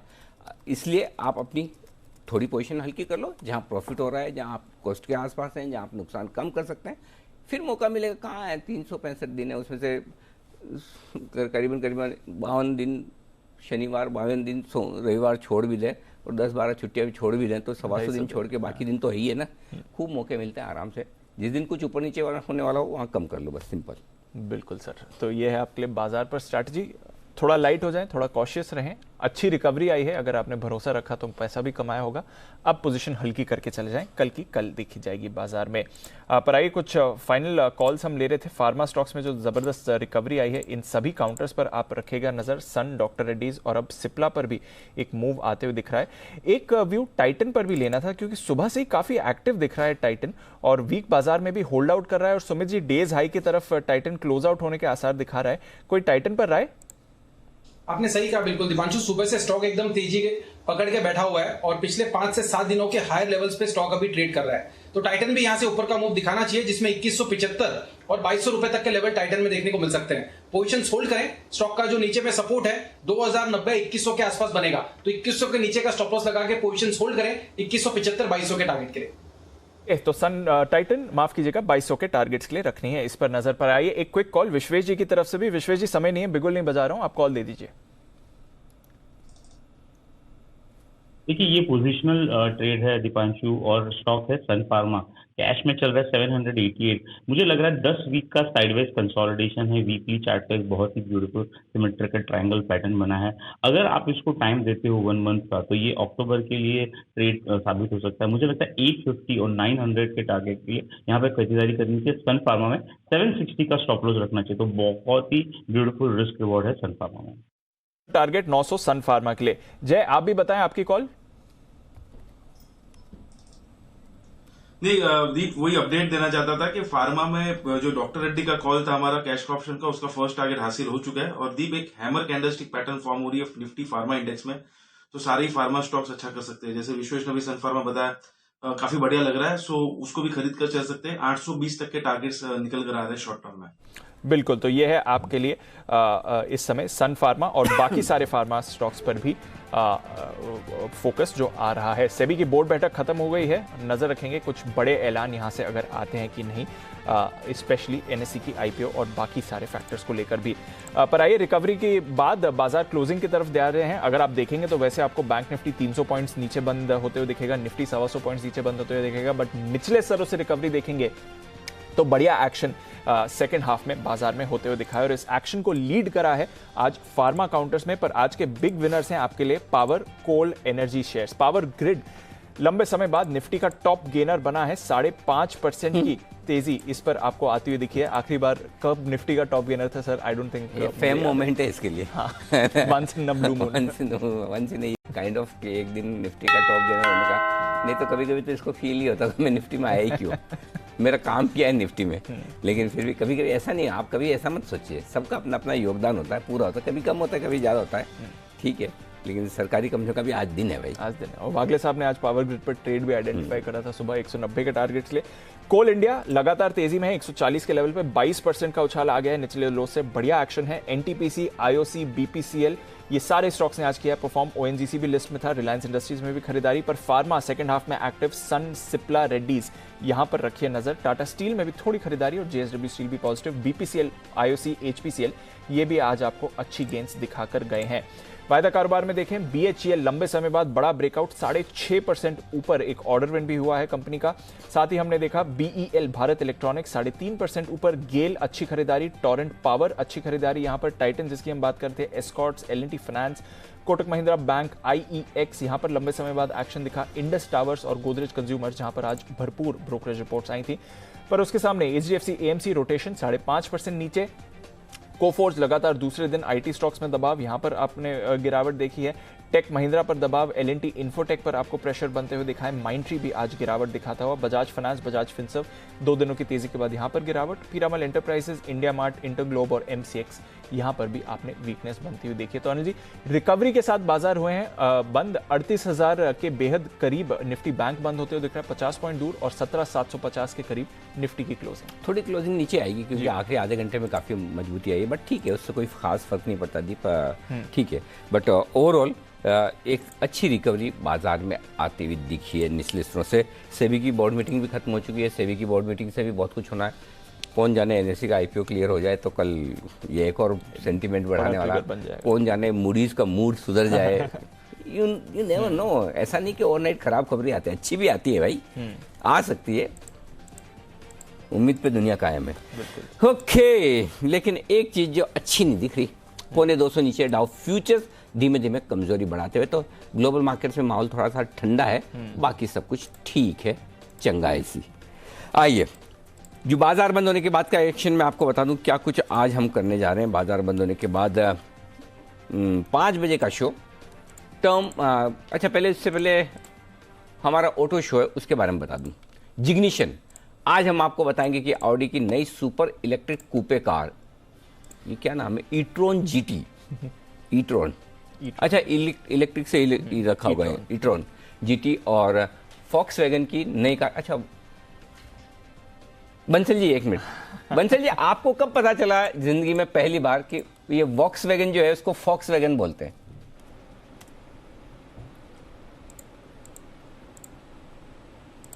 अनिल जी काफी लेट पता चला मेरे को, तो जब कुणाल जी के साथ मैंने घूमना शुरू करा तो तब पता चला, और अभी भी अनिल जी कंफ्यूजन ही रहता है। हाँ। तो मैं अनिल जी बोलता ही नहीं हूँ। हाँ तो वो लॉजिक समझ में नहीं आया, वी को फैक क्यों बोलना है? जर्मन है सर, उनका ऐसा ही है, उनके आधे वर्ड्स ऐसे ही हैं सर। हमारी हिंदी बहुत बढ़िया है, हमारी देवनागरी भाषा वही बोली लिखी जाती है, वही लिखी जाती है और वही पढ़ी जाती है। बोलना भी वही, बै बोलना तो बही बोलना है, बही लिखना है, बही पढ़ना है। ऐसा नहीं GOOD गुड, वैसा नहीं है। ये वॉक्सवैगन को फॉक्सवैगन, ठीक है भाई, सबका काश ये सब लोग हिंदी पढ़ लेते कितना अच्छा होता है इनके लिए जी। संस्कृत, हाँ संस्कृत और प्राकृत भाषा उसका तो बात ही अलग है, खैर वो तो और भी कमाल की है। तो चलिए क्या बताए, ई-ट्रॉन जीटी और फॉक्सवैगन की नहीं, मेरे को बहुत टाइम लगा है ये, मैं तो पहले तो मानने को तैयार नहीं था। अपने तो कॉन्फिडेंस है ना कि अपने को इंग्लिश आती है। नहीं ये तो वॉक्सवैगन ही है। जब बहुत कोई हमसे ज़्यादा समझदार ऑटो वालों ने समझाया, नहीं हम ऑटो इंडस्ट्री, मेरे ख्याल से स्वाति नहीं समझाया, हाँ स्वाति नहीं बोला, नहीं इसको फे बोला जाता है, तब जाके माना, बाकी मैं ऐसा इजीली मानता भी नहीं। ओके, तो और इसके अलावा फॉक्सवैगन की नई कॉम्पैक्ट SUV टाइगुन ये भी आ रही है। तो इन कंपनियों के टॉप मैनेजमेंट से हम करेंगे बातचीत इस खास शो में, और साथ ही आपको ले चलेंगे होंडा की नई बाइक CB200X की टेस्ट राइड पर। तो आज शाम 4:26 पर देखना न भूले ऑटो सेगमेंट पर हमारा खास शो जिग्निशन, सिर्फ जी बिजनेस पर।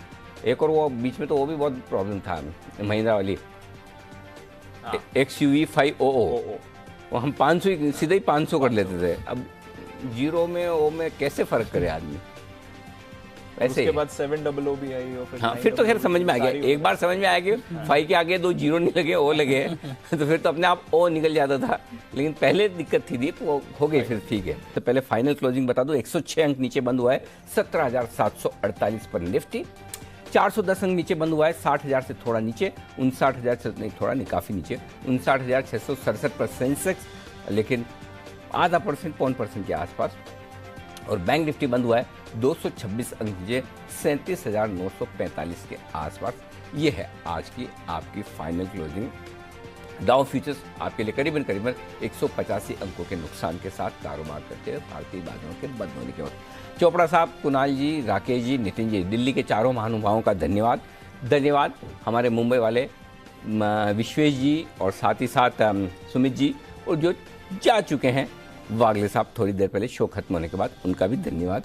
चलेगा, लेकिन धन्यवाद तो हम देंगे, जरूर देंगे। वागले साहब का भी शुक्रिया। आइए मुझे और दीप को दीजिए इजाज़त, बने रहिए हमारे साथ।